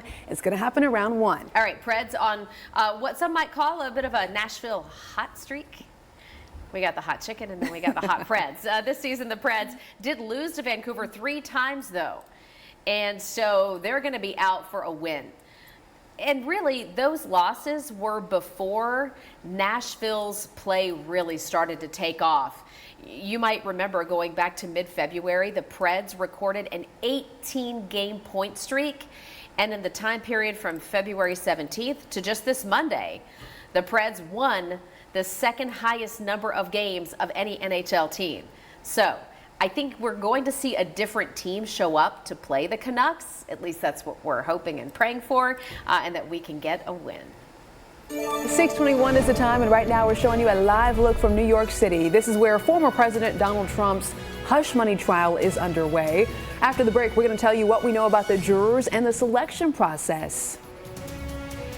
And good morning to you here on a bit of a cloudy Thursday morning. We do have the chance for some rain throughout the 36-1780 Franklin Road. Come see us at Base 411 Tennessee, where we'll trape anything it don't eat. This Fox 17 This Morning newscast is sponsored by U.S. Pest Protection. Hey there, welcome back into Fox 17 News this morning on this Thursday. It is 6:24. Hope your day's off to a nice start. We got your out the door forecast here for you. Greg is working on some other things, so we're just going to give you the real quick rundown. 7 o'clock this morning, 64 degrees, a little cloudy, and then cloudy as we go through the rest of the morning, up to 68 by 9 a.m. Probably by the time you're at work, kids are in school, and everybody's getting settled. So things tonight are going to shift around a lot, and what happens throughout the course of the day will impact what we see tonight. So Greg will join us to dive into all those details in our next Look at Your Code Red forecast. Steer clear traffic. Let's get you out to I-24 at Bronte Parkway. This is just north and west of town, very close to Brick Church Pike. As a matter of fact, it's the Brick Church Pike exit. This is the area where the crime investigators were on the scene trying to figure out exactly what happened involving a multi-car crash. They had an ambulance here at one point. Glad to see that the ambulance has left. The fire department has left. A tow truck is now in place, so hopefully get some of those cars out of there. It is going to slow you up there at the Brick Church Pike exit as you try to get off there at I-24 near Bronte Parkway, heading out and about. So hopefully once they get this moved out of the way, they can reopen all the lanes. Other than that, we're doing okay. This is 24 Hickory Hollow Parkway. Actually, not a bad drive coming in from Antioch so far this morning. We'll see if that changes. We have a live look this morning from New York City. Just behind us. All right. Bustling. Times Square. Not too busy just yet. No. And it does look rainy there this morning. It does. So we take you to New York this morning to talk about a couple of headlines. First of all, we've got the Trump trial underway. They're going to continue jury selection today for this hush money trial against the former president. They've been able to seat 7 jurors so far the first few days. We have, just for example, we have an oncology nurse, a software engineer, an IT tech, sales professional, English teacher, and 2 lawyers. Okay, so the Associated Press says once a full 12-person jury has been selected, the 2 sides will then pick alternate jurors, and then they'll be set to begin. Now, for more on this trial and other pending criminal cases against the former president of the United States, Donald Trump, you can go to our website, fox17.com. How would you feel if you left your house that you own, right? You were gone maybe for a while, a few months, and you come home and somebody else is living there. I mean, full on living in your house, and they don't have the rights to be there. Well, that would be infuriating, and it's happening in Tennessee, so much so that lawmakers are trying to protect property owners. We'll tell you about a new law they just enacted to do that. And the battle to keep the Covenant school shooters' writings private or make them public continues to wage. It's just kind of a blur, and it's special. I mean, this is the biggest race. I'm William Byron, and you're watching Fox 17, Nashville's home for NASCAR. You're watching Fox 17 News This Morning, your Code Red station. Good morning. Good morning. Right now, Fox 17 News, we are in a code red weather alert to start your Thursday, but we're watching out for what's to come overnight. Our code red meteorologist, Greg Boba, is going to track that timeline for you. And we mentioned it just a moment ago, such a hot topic, cracking down on squatters, people living in empty houses when they legally don't have the right to do that. What Tennessee lawmakers are doing now to try to streamline the eviction process to protect homeowners. Steer clear traffic takes us to I-24 at Bradley Parkway near Brick Church Pike. Major crash there at the exit. I'm going to tell you the best way to deal with this. A lot to get to, but do want to start by saying thank you for waking up with us here on a Thursday morning for Fox 17 News. I'm Jennifer Waddell, and we've got Erica Glover, Justin's here, Greg's here, gang's all here. We are going to get your day started, and we do have this code red weather alert. Yes, we do want to get the timeline for you. That way you can plan out your Thursday and your Friday. Yeah, timeline is everything because each day, the last 3 days, have given you a completely different setup and a completely different timing. This morning, there's nothing on radar. 24 hours ago, we had some decent rain and we had some thunder and we had ponding. We had all that. None of that this morning and early afternoon looking good. Temps right side of your screen are in the 50s and low 60s. We're comfortable. We'll be in the 80s for the last time for the next 10 days. Later on this afternoon, if you've enjoyed this stretch of warmth, find some time early afternoon to get outside and you'll be okay and you can get one more last feel of it. We are tracking storms that move in, and here's the timeline. This evening into tonight. What does the setup look like for it? Well, all the way through lunchtime, good time to get outside. Dog walks, patio, lawn work, all those things before about 3, 4 o'clock this afternoon.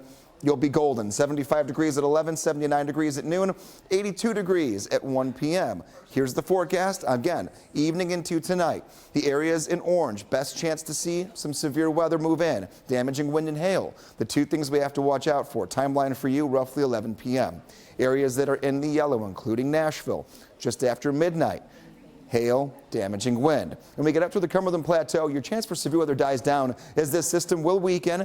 I will also want to stress the tornado threat is not completely at zero overnight. Please have ways to get alerts. We'll show you a couple of those ways you can coming up in the next check of your forecast. Steer clear traffic for you. Let's get you out and about at 6:32. This is going to be I-24 at Bradley Parkway, very close to Brick Church Pike as you make that drive down from the Whites Creek area and in towards Bellshire, Madison for that part of town. Crews are there right now trying to get the leftovers of a crash up onto a flatbed and get this out of here. The exit was closed for a short time. Looks like that exit has since reopened there on that north and west side. Just give yourself some extra time to cut through that area. If you know you need to use Brick Church Pike, especially very close to Bradley Parkway, you know who you are there. That cuts through the Whites Creek area, out and about there in that particular area towards Old Hickory Boulevard. So here's a look at your drive times overall. Mount Juliet at 31 minutes, Murfreesboro 68 minutes, Hendersonville 27 minutes. All these times not really all too bad, at least not yet.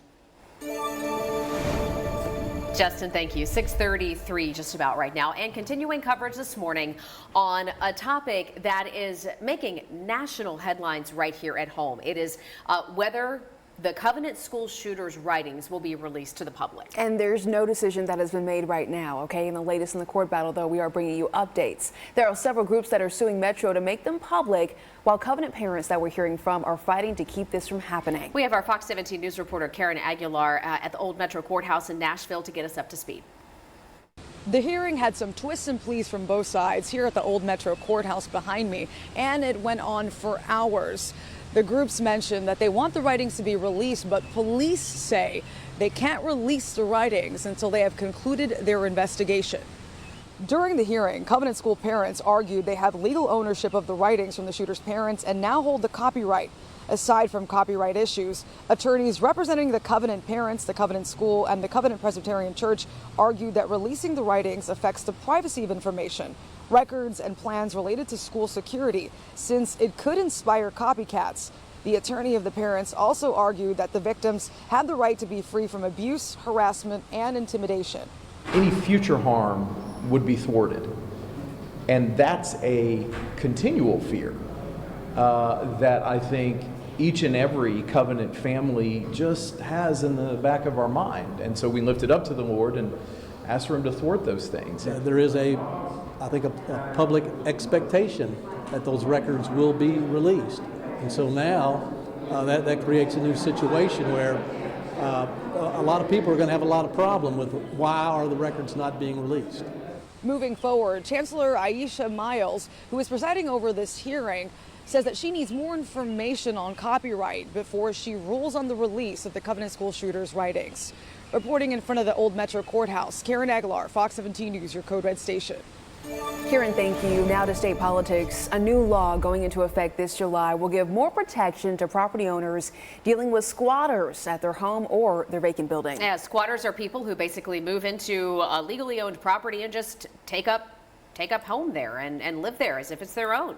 Currently, and this might seem crazy to you, but it can take up to 2 years for a rightful property owner to kick out an illegal squatter in Tennessee. 2 years. Could you imagine you own a home, somebody's living there in it illegally while you're not, and then it takes 2 years to get them out? So frustrating. Well, that's why something happened here, because lawmakers said we've got to take action. This is ridiculous. So the House passed a bill this week. We understand that the sheriff's departments are now going to be able to expedite this process of kicking out a squatter to just 72 hours. So we're going from 2 years to 3 days. Right now, property owners have to start a judicial eviction as soon as they realize someone is living illegally in their home. Let's say you suddenly have an abandoned property or rental property or your own home. They enter your property, change the locks. You try to get them out. The sheriff, they then claim that you leased it to them. They own it now. The sheriff can't make that, or the police can't make that decision there at the house. So it's becomes a civil matter where you have to take them to court. Well, it could literally take months. Months. Well, State Representative Tim Rudd, who you just heard from there, says the bill will now remove a lot of the burden from the property owners, allowing law enforcement to go ahead and hopefully restore possession. Sure. And I mean, imagine in some cases what squatters might be doing in your property. Drugs, any kind of illegal activity. That is frightening to think of. So we wanted to hear from you on this. We've got a live poll right over on our Twitter account this morning. More than 300 people have already voted in it, saying yes, they are satisfied with Tennessee's plan to crack down on squatters. A lot of folks have said this seems like a no-brainer. Why didn't we do this already? You know. But listen, this is your chance to sound off. You can vote. You can leave us a comment by scanning the QR code right there on your screen. After the break, we're going to talk about TikTok once again. We're going to tell you why lawmakers are bridging party lines, well, all because of TikTok. And that social media platform is making changes to its community guidelines after a lot of criticism. We'll tell you what they're doing. Morgan, for the people.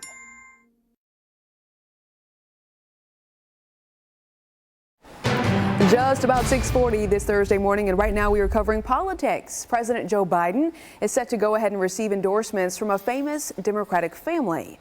Yeah, several members of the Kennedy family are attending his speech that is set to happen in Philadelphia today. They have been trying to go ahead and distance themselves from Robert F. Kennedy Jr. Now, he launched a third-party presidential bid. We've talked about that. One of the Kennedy sisters, Carrie Kennedy, is also going to introduce Biden at this event. We'll cover some more details throughout this morning. 6:40 is our time, and I have Future Track queued up for you here for all of the incoming weather we have today. We have completely flip-flopped our timing for rain. Yesterday it was raining at this time, and then it was great later in the day, and now it is perfect right now when it comes to no rain coming down. Even a little sun. I'm going to give you a window of opportunity from about 10:30 through about 3 o'clock to break into some sunshine here, and then that sun will spark a few light showers, maybe even a couple of weaker thunderstorms that will pop up. They'll kind of bubble up and die down through around 7, 8 o'clock. Sun sets, and then our big weather maker moves in. 11 p.m. through southern Kentucky, starts to pull into middle Tennessee right around midnight, and then by 1, 2 o'clock into the Nashville area, out toward the Cumberland Plateau between 2 and 4. Moving in real quick, weakening as it does so, but damaging wind and hail could potentially make those storms on the stronger side. A lot of lightning and thunder could wake you up as well. Make sure you have the Fox 17 Code Red Weather app. Turn on your notifications for your location just in case you have to have any alerts overnight tonight. Steer clear traffic this morning takes us out to I-24 at Bradley Parkway. As you take a look at that system out there, they've moved the camera just now, so that would be the indication that the accident out there may be finally completely clear there at 24 at Bradley. We did have a crash that at one point was shutting down the exit, but it looks like that is no more. Here's a look at 24 Hickory Hollow Parkway. Extremely free-flowing this morning. Unsure exactly why, but listen. We'll take it. I'm not complaining about it, but it's fine. 9. Nice drive for you out there this morning. The drive time is just over an hour coming in from Murfreesboro now. We'll continue to watch things for you. All right, gold stars for everybody driving on I-24 this morning. Yeah, rare. Yeah, covering the Capitol right now, the House could vote on a set of bills to provide foreign aid and potentially ban TikTok at the same time. They could do this real soon. Now, they do stand a good chance of passing the House, we're told, now that two powerful and unexpected allies are uniting behind them. We're talking about the House Speaker, Mike Johnson, who is likely to get Democratic votes that he needs in order to get this aid package through. President Joe Biden is now throwing his support behind the set of bills as well. Here's what they do. They provide in part, okay, these are huge bills that have a lot of details, but the headlines here, they would provide aid to Israel, Ukraine, the Indo-Pacific. Mike Johnson says he also wants to pass a potential ban on TikTok at the same time. If that were to go through, it would keep the social media platform out of U.S. app stores unless TikTok agreed to cut ties with their Chinese parent company. So a lot going on here. As the story develops, we'll be keeping you posted both on air, live through 9, and throughout the day at fox17.com. Yes, of course, it would need to pass the Senate there as well. By the way, continuing coverage on TikTok as the app will begin restricting users who repeatedly post comments deemed to be what they're calling problematic. What does that mean? Well, in an update issued just yesterday for TikTok's community guidelines, the company announced that they will start beginning temporarily blocking users from the For You feed if those users have a pattern of posting content about topics that are labeled as problematic. And listen to this, you might not have thought about this, but that would include extreme fitness. Extreme fitness would be considered problematic. Conspiracy theories, dieting would be considered problematic content. And then, of course, what might be a no-brainer here, anything that would be sexually suggestive or violent. But some of those would still be allowed on the app, just not on the For You feed. Yeah, the decision comes after the public has criticized the platform for promoting harmful or offensive material. Well, coming up, we're going to tell you how to avoid some wedding woes and get ahead of the scammers as we get into the wedding months, of course. This is our last time together. Tonight at 7 on Fox 17. Watch Crisis in the Classroom only on Fox 17 News. Right now in Operation Crime and Justice, Metro Police charging a man with homicide for the death of a toddler. This happened Monday morning. Devastating here, but let's get into the details. This is 25-year-old Keith Swanson.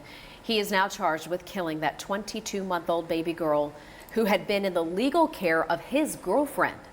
Police say that little girl did go to Vanderbilt Medical Center for treatment, but sadly died from her injuries.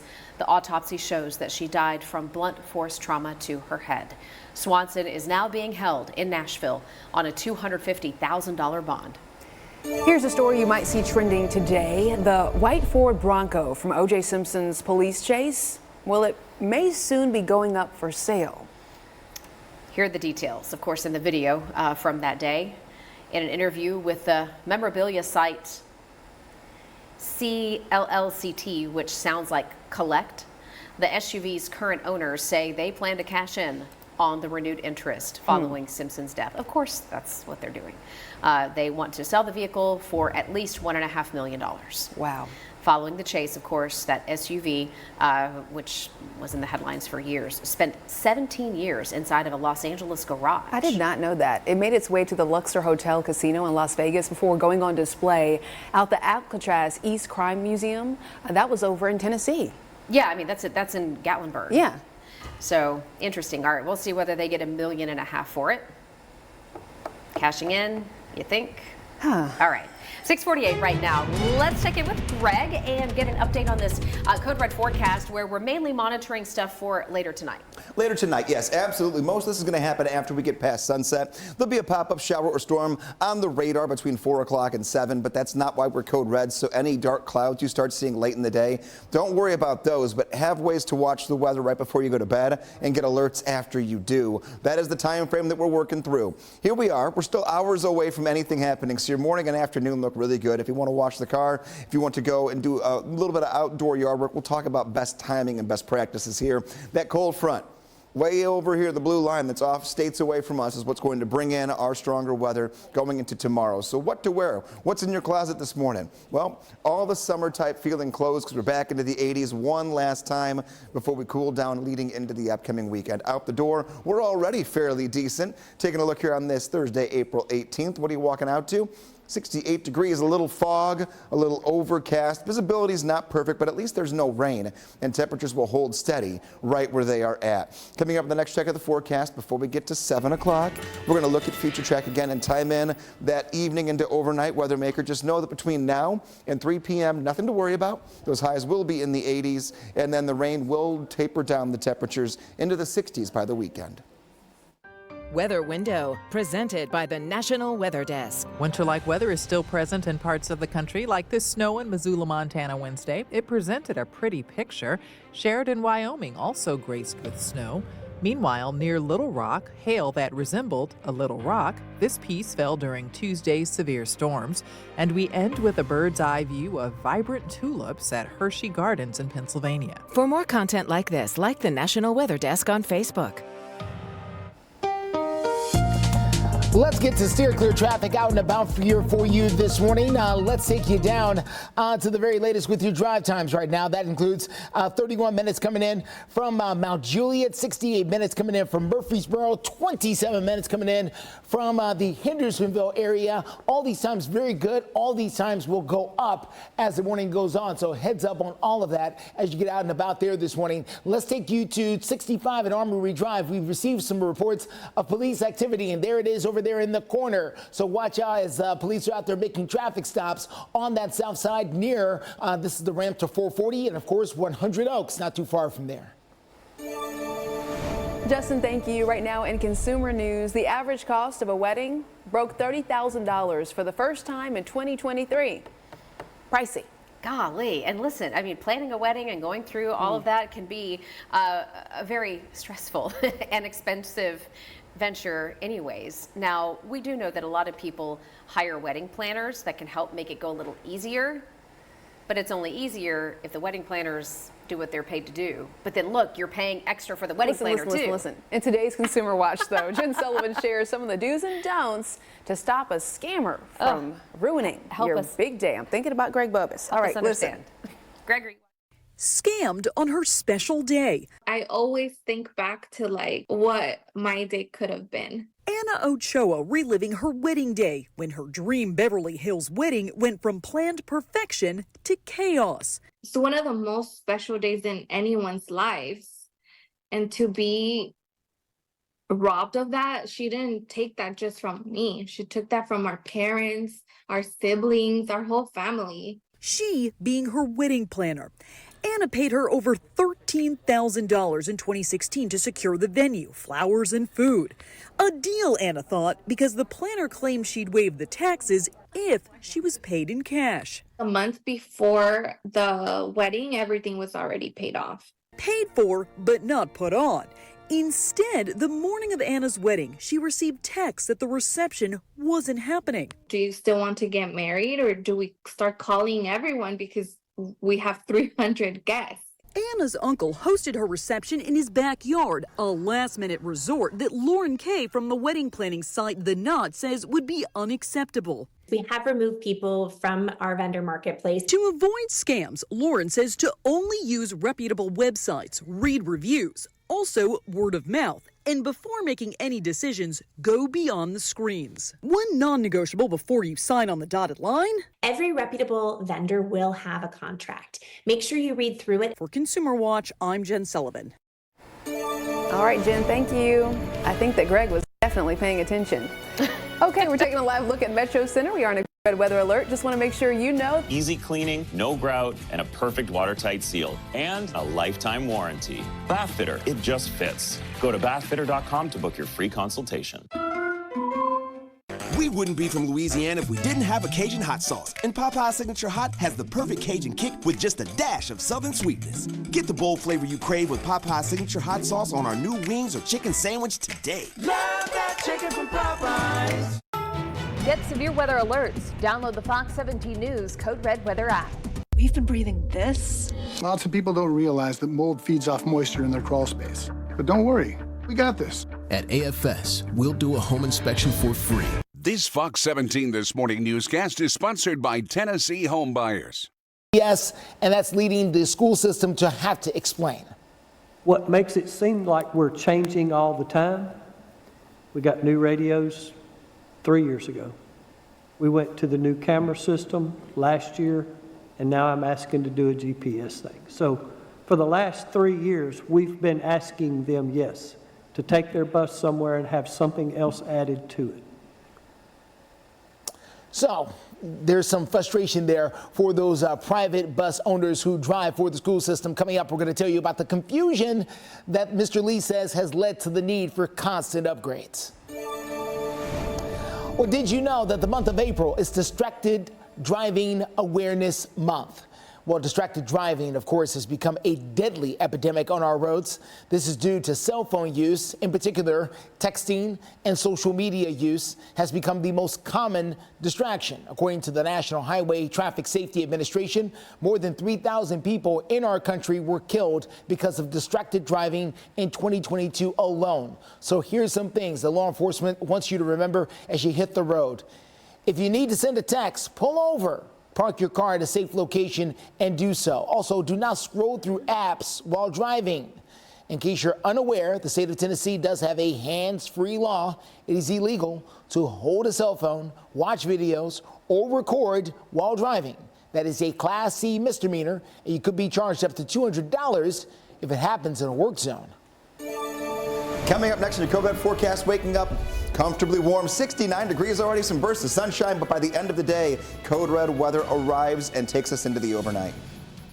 Plus, clear traffic takes us to I-24, Harding Place, looking good so far. We're going to tell you some areas that we're starting to see an increase in traffic, and also closer to a decision being made on those Covenant school shooter writings. We're going to tell you. Those Sarah trucks, they drive me wild.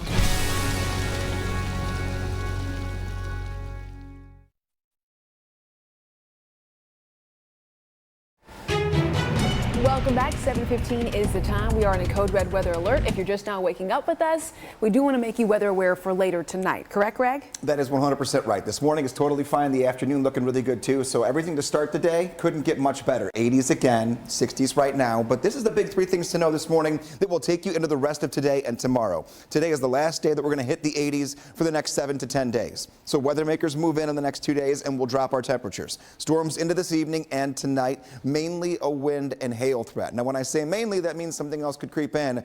There is a small chance for rotation, meaning a quick spin-up tornado can't be ruled out overnight. So now it just comes to timing in your neighborhood, and we'll get to that. But don't worry, we're going to stay in Code Red for the rest of today and all night tonight. Here's how we break it down. The areas that are in orange are in a category 3 out of 5 for severe weather. The higher the number, the more strong storms you could see.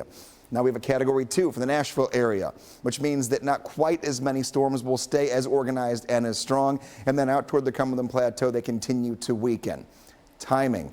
All right, we'll take a look at that right now. Like I mentioned, the morning into early afternoon, really good. Even some sunshine breaking through our clouds this morning. And then the evening hours, here's 4 p.m., 1 or 2 pop-up showers and weak storms. Don't worry about those. That's not our Code Red. What we have to watch for is what happens after. The more rain we get earlier in the day, the less likely we are to see as many strong storms. But here's your timing, 11 p.m., southern Kentucky out through the Hopkinsville area, passing through Clarksville into Nashville between then and 1 a.m., and then continuing from 2 o'clock through 4 o'clock out toward the Cumberland Plateau. Sometimes we get slow-moving systems like yesterday morning, where it takes a good 7-8 hours to move out of the area. This within a 5-hour time frame, going to move into and out of Middle Tennessee. So again, damaging wind and hail can't be ruled out as the 2 main threats. Then we bubble into this. We go Friday night into Saturday morning, a few pop-up showers and storms. Those are not going to be Code Red. Once we finish tonight into tomorrow morning, threats for severe weather are done until at least the beginning of next week. But that also does bring in the cooler air. 85 today, 72 tomorrow. 60s on Saturday and Sunday. Nighttime temperatures, we have been spoiled. We've been in the 60s here the better part of the last week. Look at Sunday night, waking up Monday morning to sunshine in temperatures that in many spots will be in the upper 30s to start the new week. Sure, clear traffic out there for you. Let's get to I-24 Waldron Road and that drive coming in from Rutherford County out there looking a little slow. We do have information that there could be a crash in this direction out here, but so far we just have not seen it on our cameras. We are seeing the backup though. We're off to such a great start that all of a sudden we just hit a brick wall out there when it comes to the traffic coming in from Rutherford County. So here's a look at that drive. There's that 78 minutes as we've become accustomed to here for that drive coming in from Murfreesboro. 44 minutes coming in from Franklin. We'll take a look at that drive coming up next. 49 minutes coming in from Mount Juliet over on the east side. Justin, thank you. New this Thursday morning, the battle over the Covenant shooters' writings comes to an end. Yeah, but we have the chancellor who has not made a decision yet on whether they should be made public. And all this comes after several groups are suing for those records to be released. Right now, Fox 17 News' investigative reporter Amanda Chin inside the courtroom over the past 2 days. And Amanda, you're sharing the latest updates. Yeah, well, like you guys said, I was inside the courtroom and listened to about 10 hours of argument from all sides stating their case. It's definitely complex in a case all lawyers say is unlike anything the state's ever seen. But before the chancellor makes a decision, she's expected to look and read through post-trial briefs. Now, day one of the hearing started with arguments from the petitioners who believe there are no Public Records Act exemptions that would apply to this case. They also believe the writings can be used to prevent future attacks. Metro Legal stated they have always planned to release a redacted version of the writings and would do so once the investigation is complete. But right now, it's not. During day one and day two, we heard from the interveners, the Covenant School parents and church. They argued under copyright law, since the shooter's parents transferred ownership of the writings to the Covenant parents, they have the final say. There is I think a public expectation that those records will be released. And so now that creates a new situation where a lot of people are going to have a lot of problem with why are the records not being released. It may not even be Covenant specific. It might be another school out in the community. And so that's why I've continually said, we don't do this just for our children, but we do this for children in other schools or even other communities. Amanda, you have been covering this story since the day of the Covenant shooting. So I know you've been in this for more than a year now, following all the developments. What is your big takeaway, in your opinion, from this case? Yeah, well, I think the big point of discussion the past 2 days has to do with the copyright law. It's very complicated to understand, but to try and summarize it for everyone, since the Covenant parents now own the writings, those interveners, the Covenant Parents, School, and Church, argue that those parents have a say now. Those on the other side, though, feel if Metro Police has a copy of those writings, those could be considered public record.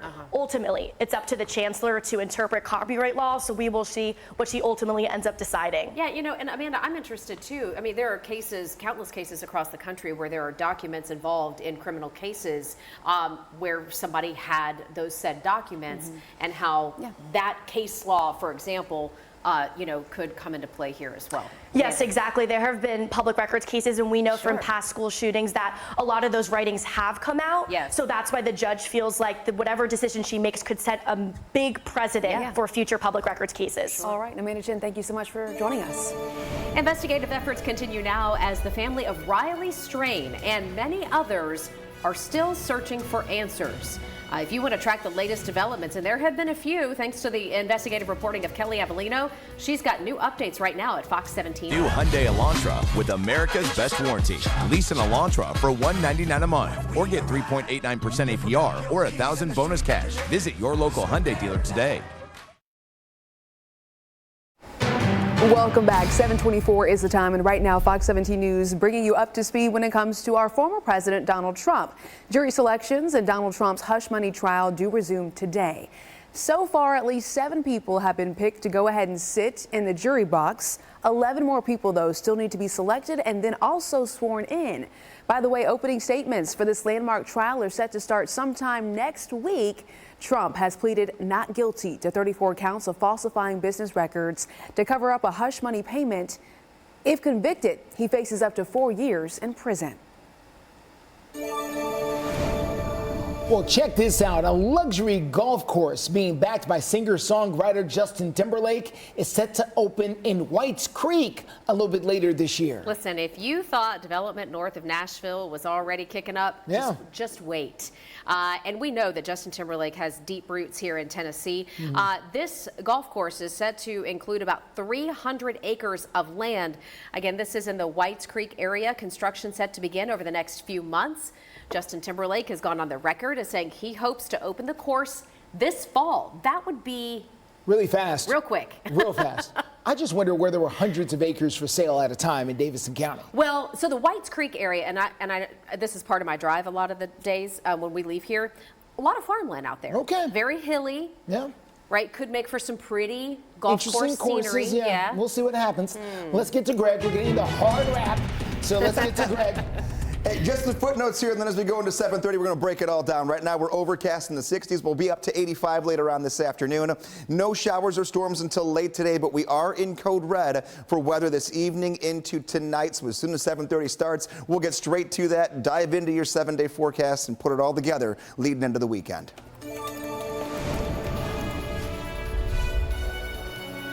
Coming up here at 7:30, we're going to have an update on that former Tennessee Titans scout accused of poisoning and killing his pregnant girlfriend as he's making another court appearance. Interest for 84 months. Shop now, spend less, and get more. Only at Ashley. This Fox 17 This Morning newscast is sponsored by U.S. Pest Protection. Just about 7:40, and right now we are continuing to follow breaking news regarding politics. This morning, President Joe Biden is set to appear over in Philadelphia. He's going to be with the Kennedy family for their endorsement. It's going to be a big announcement, but we're now getting the updates. We are now showing you a live look at the Philadelphia skyline as we talk about this story. And several members of the Kennedy family, they have distanced themselves from Robert F. Kennedy Jr., who launched a third-party presidential bid. Well, one of the Kennedy sisters, Carrie Kennedy, is going to go ahead and introduce Biden at this morning's event, again in Philadelphia. She is expected to declare a, quote, champion for all rights and freedoms regarding Biden. That's what she says. And she says that's what her father and her uncles stood for. Erica, thank you. It's 7:40. I'm sure many of you are excited for a little bit warmer weather. Yeah, you know, we get that late spring, early summer feel, and this is about the time of year when we get to see in some really good strawberries. Could be some time to get outdoors. Strawberry season is underway. Tennessee farms will quickly have some fields that turn red with all of that strawberry goodness. So if you're looking for the freshest berries around, you can head straight to the farm, of course. Yeah, we had a chance to talk with some local farmers. They're telling us right now that the strawberry crops this year are predicted to do very well. A lot of the cold weather that we had is good for the strawberries early on. For example, at Cabin Hill Farm in Montgomery County, farmers there tell us their estimated date for opening is April 24th. I noticed that Smiley Farms, which is in Ridgetop, but they also have a stand at the farmers market in Nashville. Smiley Farms says their strawberry crops are looking really good this year. And we all know that Portland, Tennessee is home looking of the forward Strawberry to the Festival. Strawberry Fest Yeah, coming up here probably next month is when they typically hold that. So exciting times ahead. All right, 7:41 right now. Let's check in on our severe weather outlook for the day. Greg is working on some really important details to your forecast as it pertains to our code red weather alert. So I'll just take a minute to show you what we are expecting in this code red alert. You'll notice this is the outlook color coded. If you're in the green area, you have a marginal risk of severe weather for tonight and the overnight hours. If you're in the yellow, so we're talking Clarksville, Gallatin, Nashville, Dickson, Linden, Columbia, you're in that slight risk zone. For those of you who are in the orange, you are in an enhanced risk zone. So we're talking to you, Paris, Hopkinsville, Paducah. Greg, I said, is mentioning more details in his next forecast. We'll see him in just a few minutes. All right, well, listen to this. A Pigeon Forge attraction is gaining some new attention. The infamous white Ford Bronco from the OJ Simpson police chase there through Los Angeles may soon go up for sale. Now, the SUV's current owner says they plan to cash in on the renewed interest following OJ Simpson's death. They are hoping to sell the vehicle for at least now $1.5 million. following that slow chase. The SUV spent nearly 17 years in a Los Angeles garage, then made its way over to the Luxor Hotel in Las Vegas. That's the one with the big pyramid there. Before it went on display at the Alcatraz East Crime Museum that is over in Gatlinburg.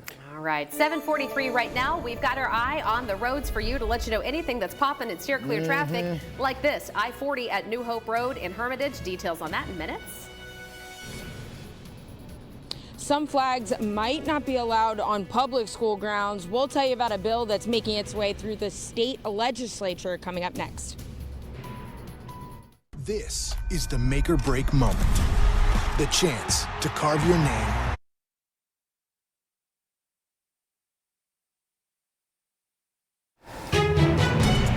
Good morning. It is 7:45, just about 7:4. Yeah, there we go. I was double checking the time there. Hey, we are in a code red weather alert. We do want to make sure folks are aware and ready for what's to come overnight. Yeah, and I don't like code red days when you wake up and you don't quite know what's going on, and then we have the red lights on and you think, oh no, is the whole day going to mess with me? Because 9 out of 10 times it doesn't, and that's the case right now. The morning and afternoon are completely carefree, so you can get up, you can start your day. I wouldn't worry about anything significant until after about 3 or 4 o'clock this afternoon. That'll be our first rain chance, but our chance to work through all this color coding isn't going to really settle in until 9 o'clock. Lots of colors, lots of different things. All I'm going to say is the hotter color on the map gives you more chance for severe thunderstorms. So you think orange, best chance for some severe thunderstorms to move in. And when I say more severe storms, I don't mean necessarily stronger. I mean more of them that could be on the map. We go into yellow, a category 2, which is a slight risk. Think about your golf game. The lower the number, the lower your score in a golf game, the happier you are. You want to at least be 0, be at par. Well, for us, every time we add a number to it, we increase the amount of storms we could see. Now it's all about timing. When does it move in? What do we see when it does? Here's some sunshine by noon. Enjoy it. Last day in the 80s for the next 10 days. That's it. This is a new update, a brand new look here, a re-rack of Future Track with some new model data for you that shows a better chance going into 4, 5, and 6 o'clock for a few thunderstorms to creep in. Those likely stay sub-severe.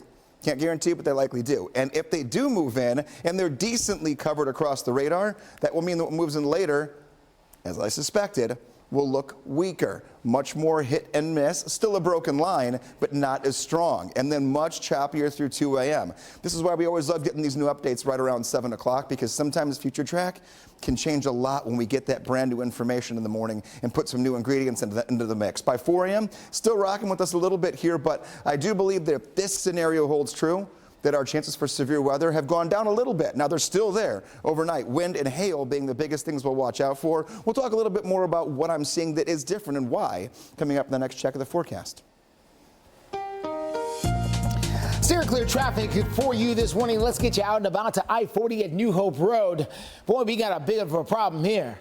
We got a tractor trailer sitting square in the middle of the interstate here, and this is going to cause a big backup.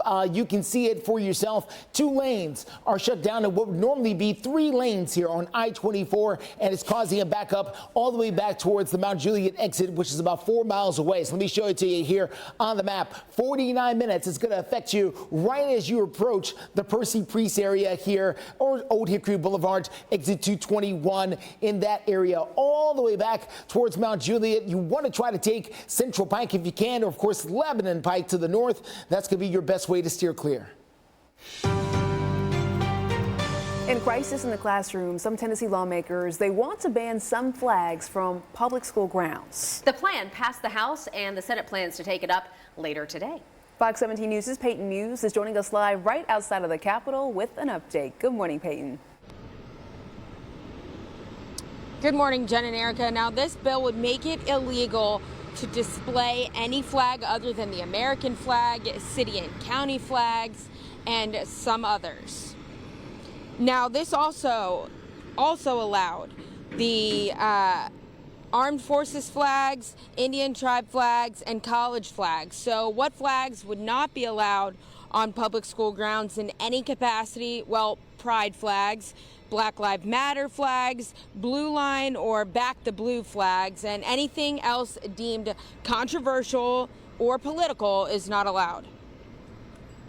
I cannot stress enough that the more and more we continue to erode at First Amendment rights in schools, we become like countries that we despise, countries that don't value democracy, don't value freedom of speech. So I'm obviously going to be against this legislation. When you start having one ideological opinion, somebody's going to disagree on one side or the other. So children need to just come to school and learn how to read and write and do math, and let's leave the ideological flags on either side at home. And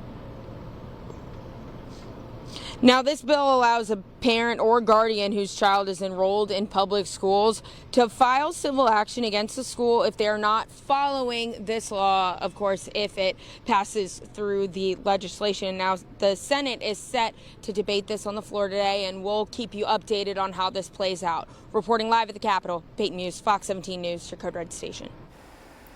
Crisis in the Classroom is Fox 17 News' commitment to exposing issues in our schools and also to finding solutions. So if you have a story you think we should look into, you can email us news@fox17.com or call the tip line. That number is right there at the bottom of your screen. The Nashville Predators facing the Vancouver Canucks in the Stanley Cup playoffs for the first time in round one, and the Preds are on what some might call, get this, a Nashville hot streak. I see what you did there. Okay. This season, the Preds did lose to the Canucks 3 times, facing them most recently in December. But hey, those losses were before Nashville got hot.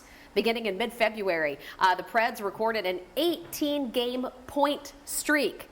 And in the time period from February 17th to just this Monday, the Preds had the second highest number of wins of any team in the NHL. That's pretty impressive. After the break, helping to save lives, we're meeting the newest members of the Nashville Fire Department, and they are some cuties. Yeah, they are. Hey, thanks for waking up with us here on Fox 17 News this morning. Your time is 7:52, so if you've got to get out the door by 8 o'clock, stick with us. We're going to give you a couple more headlines.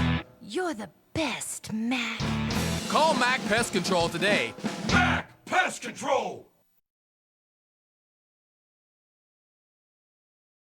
Hey, welcome back, and check this out. The Nashville Fire Department's Fire Marshal's office sharing these photos. They're welcoming 2 new investigators, and well, they're pretty darn cute. Meet Shanti and Herman. These are the arson canines. Oh, beautiful dogs, by the way. They look like labs, black lab and maybe a yellow English lab, perhaps.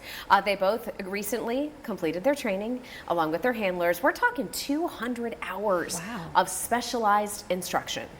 Their job is to go ahead and find the probable locations where ignitable liquids are present during a fire, so they're pretty darn cute. That's what we have to say. Hey, guess what? It's also National Parks Week. Ooh, now we love us a good park. Erica and I both, whether it's hiking or you're taking picnics or whatever. Celebrating National Parks Week, we have new data that shows how all 63 of our U.S. national parks rank, and the Great Smoky Mountains, where we're taking a live look now. This is from Gatlinburg. This is atop that suspension bridge that they've got. Gatlinburg takes the number 4 spot for the Great Smoky Mountains. Yeah, they were also credited for having plenty of job opportunities for local residents, but every time I see this live look, I think we are so lucky to live in Tennessee. Aren't we? And we get to take advantage of this. I know, just a few hours away. Have you had a chance to go on this bridge yet? Oh, I went to the Sky Bridge when I first started here. Okay. We went there for Fox 17 News. What did you think? Oh, I love it. Did you? It's awesome. Yeah. Have you been? It makes me a little uneasy when people stop on the Sky Bridge. Oh, I did that. So by the way, in case y'all haven't been, and we'll toss it to Greg to talk about the weather, but the Sky Bridge is this suspension bridge that goes from one point to the other over a valley there atop Gatlinburg, and people will get in the middle and stop and then jump. That's when I get a little uneasy. That's what I did that and got looks. You did that, Greg? Oh my gosh. It was one of those little kid moments where I had to. Oh, okay. But I will never do it again. The looks I got, it was not worth it. I'm sure. Later on today, 85 degrees. The daylight hours, for the most part, are okay. It's around 4 or 5 o'clock this afternoon. That's when we could get a PM storm. They're not going to be for everyone, but overnight tonight, the storm chance will go up. Last day in the 80s. Can't stress that enough this morning. So find some time to enjoy it, or maybe if you have the window of opportunity now until around 4 o'clock and you haven't mowed your lawn in a while, I would say go for it. After that, you're watching the radar real closely. You're not doing it tomorrow. Wet grass across all of Middle Tennessee, and then taking a look for your Saturday. Also watching the radar, especially the early first half of the day. There could be a few lingering pop-up showers or weak storms. As far as the forecast goes, getting into the weekend, way cooler. 66 degrees on Saturday, 62 on Sunday. Mornings are cool as well. Those pop-up storms are not going to wash us out. They're not going to make us cancel our plans, but you're going to have an umbrella handy just in case, and you should be set for the upcoming weekend. How do you get alerts overnight tonight when we have the possibility of severe weather? Because that is why we are in a code red weather alert, 9 o'clock until 2 a.m. You have the Fox 17 code red weather app right there. Just scan the QR code. If you don't have it yet, I'm going to keep telling you to get it every day until you do. You might as well just get it at this point. Put on location services and then make sure you check that your county gets that alert. You'll have only alerts to your counties if you need them overnight. All right, everyone, steer clear traffic on the south side this morning. This is going to be I-65 at Moores Lane coming in from Franklin and Cool Springs. We're doing okay. We are seeing a little bit of a slow go, but nothing out of the ordinary, honestly, for this time of the day. We're even starting to see some backup at an unusual place right here at the exit there for Moores Lane as you come in to Franklin. Not used to seeing that, not this time of the day, maybe a little bit later, but not right now. We're going to take a look at some of the other drives around town. If you want to steer clear of some of the drama here, you can use Franklin Road. It runs right along the interstate over on that side, and that can get you in and out of Franklin and Brentwood as well. Justin, thank you. Just a couple minutes before 8, and in case you missed it, Metro Nashville leaders have released the results from the Metro Police Department's license plate reader program. Authorities say the cameras are making a huge impact in a short period of time. In fact, city leaders say the cameras helped recover 87 vehicles totaling $1 million. All right, so the LPRs also helped in 112 arrests. If you want to read more about this story and how the system works, you can head to our website, fox17.com, right now. And we're taking you to Mount Juliet, talking about a new grocery store. The Sprouts Farmers Market has submitted a plan to go ahead and build a grocery store in the Mount Juliet area. Yeah, so this new location mapped out here for you right along North Mount Juliet Road, across from the Church of Christ. The plan calls for a big building for Sprouts, plus perhaps some other smaller leasable spaces for different shops. The project's supposed to be presented coming up at the Planning Commission meeting, which is set for May 16th. You're watching Fox 17 News This Morning, your Code Red station. Good morning. Waking up here with some cloud cover, a little bit of fog, and nice temperatures, but we're on our way to a code red weather alert once again this evening into tonight. What you need to know before you go to bed coming up in the forecast. Steer clear traffic takes us to I-40 at New Hope Road in Hermitage. We had that tractor trailer blocking all lanes. It's doing a lot better now. We'll give you an update. They think because they have the power to outspend us, that we won't come up against them.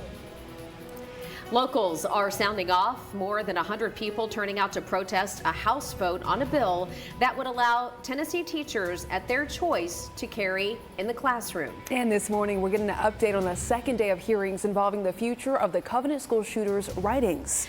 Could squatters be taking over your neighborhoods? Tennessee lawmakers working to make it harder for them to live in your property when you're not there. A lot to get to here this 8 o'clock hour. We're so glad you're with us. I'm Jennifer Waddell. And I'm Erica Glover. The code red lights are on, so we do want to make sure you're up to speed on all the weather conditions that really could impact folks who are heading home later tonight. That's right. We begin right now with this code red weather alert. Greg is here to tell us all about it. And I think, Greg, this feels like a good opportunity for a lot of folks who might be joining us here on our morning show who are new to the area. Welcome to Tennessee. Code red, if you're wondering why the light's red and what does this mean. When we go into a code red weather alert here, it is designed to alert you to incoming weather conditions that could have a high impact on your day-to-day life. Or your nighttime trying to sleep. Yeah, when the red lights are on, you might look outside and go, nothing's happening. What are we talking about? If we do it when something's happening, we're kind of missing the whole boat. Yeah, we want to warn you ahead of time. So, and you know what? We were talking about day-to-day activities. When these storms move in tonight, it's going to be as our day is getting started. Yeah. So we'll be driving in through a lot of this happening right here in the Nashville area. So both of you have a heads up to that, and everyone else listening who's on this crew, same thing. As you go to bed, you have to have a few things checked off your list. 1, multiple ways to have severe weather alerts to your phone. 2, knowing when it's going to come into your area so you can be a little more alert at those times. And 3, know that if you start getting any indications or you're hearing anything when it comes to any damage out there, let your friends and relatives know what's going on before it gets to them. Taking a look. Strong storms possible this evening into tonight. We're going to break down the timeline of who gets what. We don't always all get the weather all at once. Middle Tennessee is pretty big, and so is Southern Kentucky. So we'll find it region by region. Tornado threat has gone back on the list. Small, but there.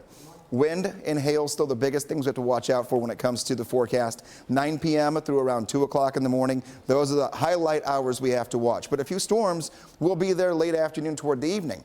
Those could be helpful, but one or two could be a little bit gusty with some wind and some thunder and lightning. So keep that in mind. We're overcast right now. We have no code red active weather right now. It is for tonight into late tonight into early tomorrow morning. Temperature's going to be in the 80s later on this afternoon, but we'll look at that timeline and a big cool down for your weekend in the next check of your forecast. All right, everyone, steer clear traffic for you. Let's get you out and about. This is going to be Vietnam Veterans Boulevard here at Gallatin, Pike, and Sumner counties. You make that drive in.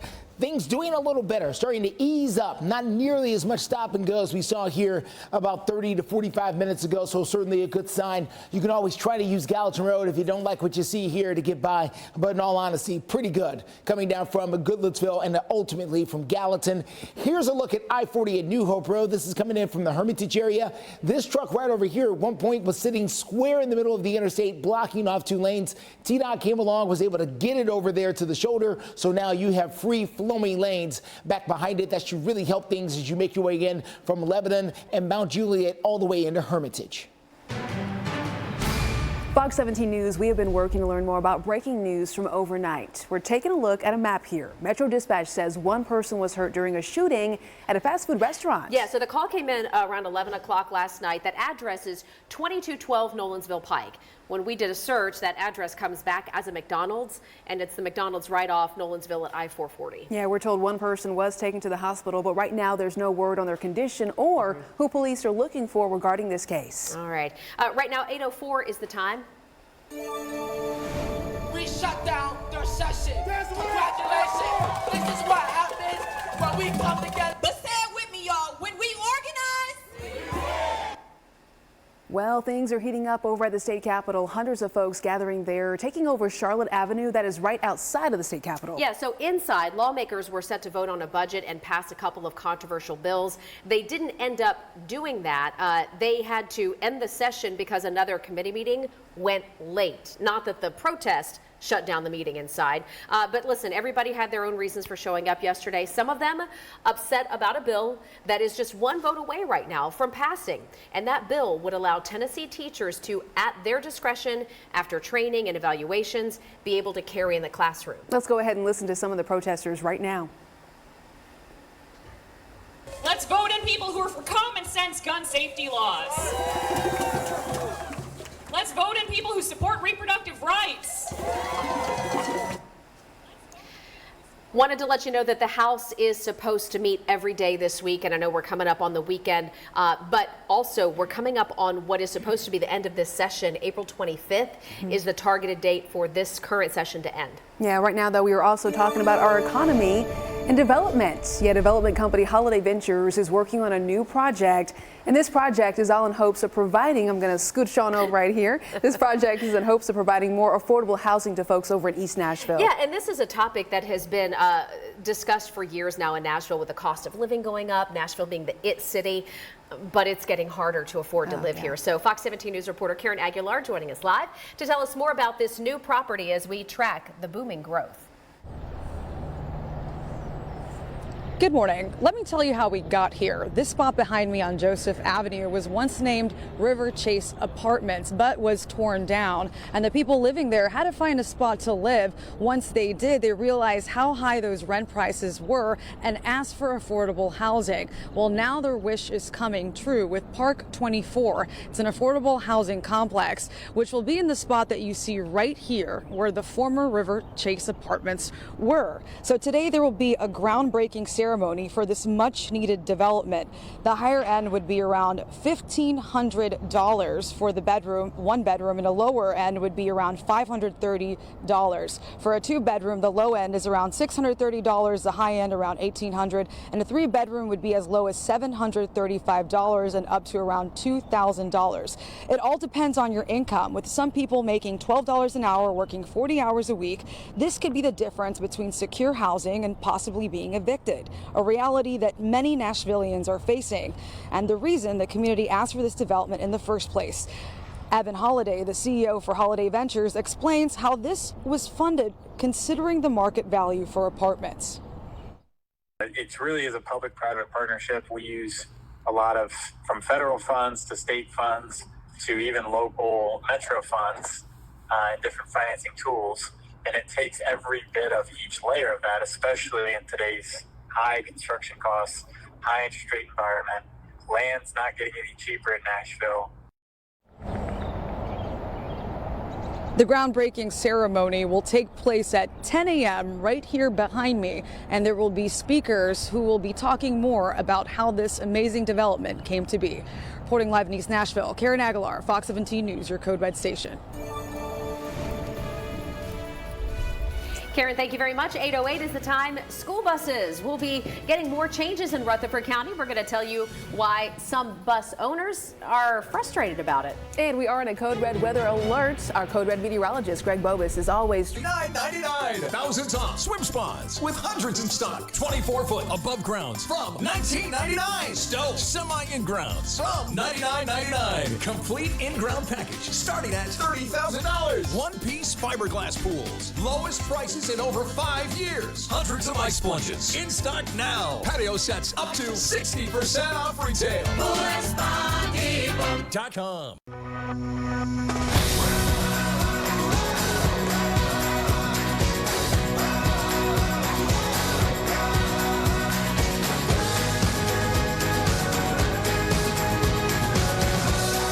Fox 17 News, Code Red Weather. Your first line of defense when severe weather threatens. That the school system is asking for.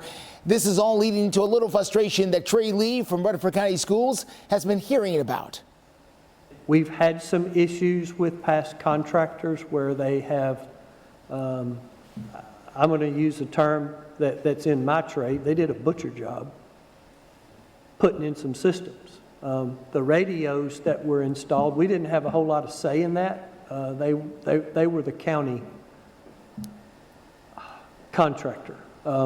We've continued to have some issues there. I don't want to spend this money to replace GPS. In my opinion, we should get 8 to 10 years out of them. We selected a system. 3 years later, Verizon said we're not going to support that anymore, which is a technology thing. We had to change it. I'm sorry. They've got a failure rate. What are they going to do? Rutherford County schools are also dealing with overcrowding on some school buses as well. They're hoping a rezoning effort will help to ease that problem. Operation Crime and Justice Metro Police have now charged a man with homicide.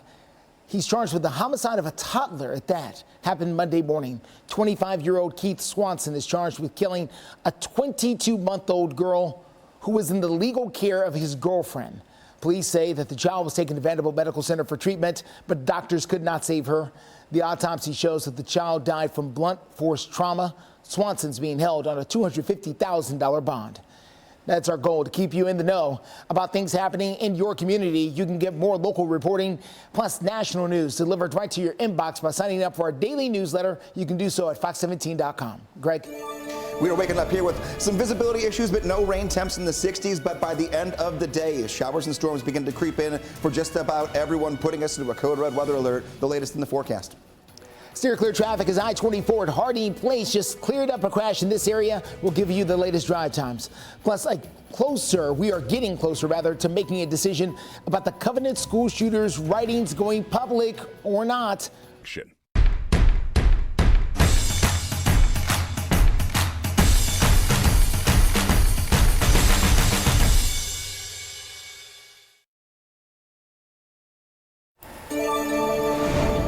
What began as a rebuilding effort after a tornado struck Austin Peay State University 25 years ago has now blossomed into a beloved annual tradition. This year, the entire community is invited to join in the celebration. If you recognize the logo right here behind us, you know we're talking about Austin Peay State University. They're getting ready to plant the campus red, and school leaders tell us they are not only looking forward to the big effort here on the campus of the school, but they're inviting everybody else to get get involved as well. Joining us this morning is Wes Powell, the Director of Landscape and Grounds for the university. So right away, Wes, how much are you looking forward to this project?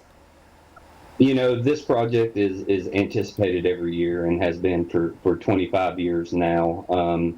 You know, it's a very busy time of year in general on campus, but this project allows people to take a break from their normal everyday activities and take part in something that has become the longest standing tradition on campus. And for folks who might be new to the area, Austin Peay State University, APSU, located in Clarksville, go Peay. That is what we say at APSU, and I say we because I got to tell you, we spend a lot of time on your campus for sports things. But tell us how the community can get involved and what they can do to make a difference and join in on the effort. Absolutely, yes. This afternoon at 1:30, we will begin checking people in at the University Center Plaza, and I'll give some opening remarks, give a little history of the event. And at 2 o'clock, we will start planting, and in about 2 hours, we will have planted over 4,000 flowers and 4 trees on campus. Oh my gosh. Wow. That's right up your alley, Erica. That is right up my alley. Erica's got a green thumb. Yes, I do. Wes, you're going to have to share photos with us so that we can then show the photos of all the flowers that were planted tomorrow morning. Will you make sure you send them our way? Absolutely. Great. Wes Powell, thank you so much for joining us. And yeah, we cannot wait to share some more updates. If you want some more information, you want to get involved, we're going to share this story on Fox17.com. And right now, 8:17 is your time, and we're okay with the weather for the time being. We're watching this evening into tonight the possibility of some strong to severe thunderstorms. Let's just get you all the info you need and not mix up any words. Make it as simple as possible. All types of severe weather move in from 9 p.m. until 2 a.m. starting northwest and moving southeast. Hopkinsville area around 11 p.m. Nashville area shortly after midnight. Cumberland Plateau right around 2 o'clock in the morning. The more southeast we get, the smaller our threat is going to be. Out the door this morning to nothing you have to worry about. We're not going to have any rain until we get past at least 3 or 4 o'clock. Temperatures warm, upper 60s right now, middle 80s later on this afternoon. This will be the last 80-degree day we have for a long time. The visibility is there right now in terms of limited visibility. That will get better in the next couple of hours as we keep getting warmer. What does this mean for your 7-day forecast? Well, it means as we tee off today and we bring in the rain later today, you're good to go from 9 a.m. to noon and then 3 p.m. But after that, I would get off the golf course until we get out the upcoming weekend. Steer clear traffic, quick look from the north side of town. This is going to be I-65 at Dickerson Pike here. You can see the slow roll as you head in towards Trinity Lane. You can always try to take Dickerson Pike itself as the best way to steer clear of this. We'll take a look at some other sides of town coming up soon. New this morning at 8:19, the battle over the Covenant shooters' writings about to come to an end. But the chancellor in the case that's hearing this right now has not officially made a decision yet on whether those writings should be made public. And this does come after several organizations are suing for those records to go ahead and be released. Fox 17 News' investigative reporter Amanda Chin was inside the courtroom over the past 2 days, and now you're sharing an update. Yes, good morning. As you mentioned, I was inside the courtroom and listened to about 10 hours of argument from all sides stating their case. It's a complex case, but before the chancellor makes a decision, she is expected to look through post-trial briefs. Here's a summary of the hearings and where we go next. Hours of debate on Wednesday coming to an end. First, the attorney for the Covenant parents spoke on 3 different arguments against the release of these writings. Eric Osborne believes the school safety and security exception to a Public Records Act applies to this case. Even things not directly related to the physical building that is the Covenant School or Covenant Church would potentially inspire future individuals. He also argues that victims have a right to be free of abuse, harassment, and intimidation. But the argument talked about the most, the copyright law. Osborne believes since the shooter's parents transferred ownership of the writings to the Covenant parents, they are now keepers of those writings. Any future harm would be thwarted. And that's a continual fear that I think each and every Covenant family just has in the back of our mind. And so we lift it up to the Lord and ask for him to thwart those things. But when petitioners had a chance for rebuttal, they argued copyright law does not apply to this case. The attorney representing the Tennessee Firearms Association believes if Metro has a copy of these writings, they are subject to public records requests and do not believe there is a copyright exception under the Tennessee Public Records Act.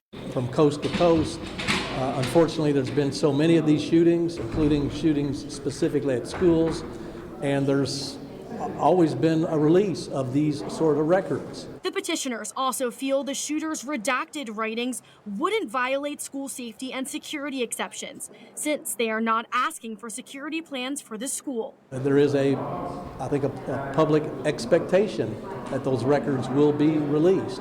And so now that creates a new situation where a lot of people are going to have a lot of problem with why are the records not being released. They also argue Metro Police released video of the shooter inside the building, and there was no opposition to that release. All right, Amanda, I know that you are going to be following this. We'll get updates from you this afternoon and as we go through the rest of the week. Thanks so much for your time. 8:22 right now. Investigative efforts continue as the family of Riley Strain and many others are still searching for answers. If you want to track the latest developments and to see all of our previous reporting, head to fox17.com. And we're tracking our Code Red weather alert, the timeline. Those Sarah trucks, they drive me wild.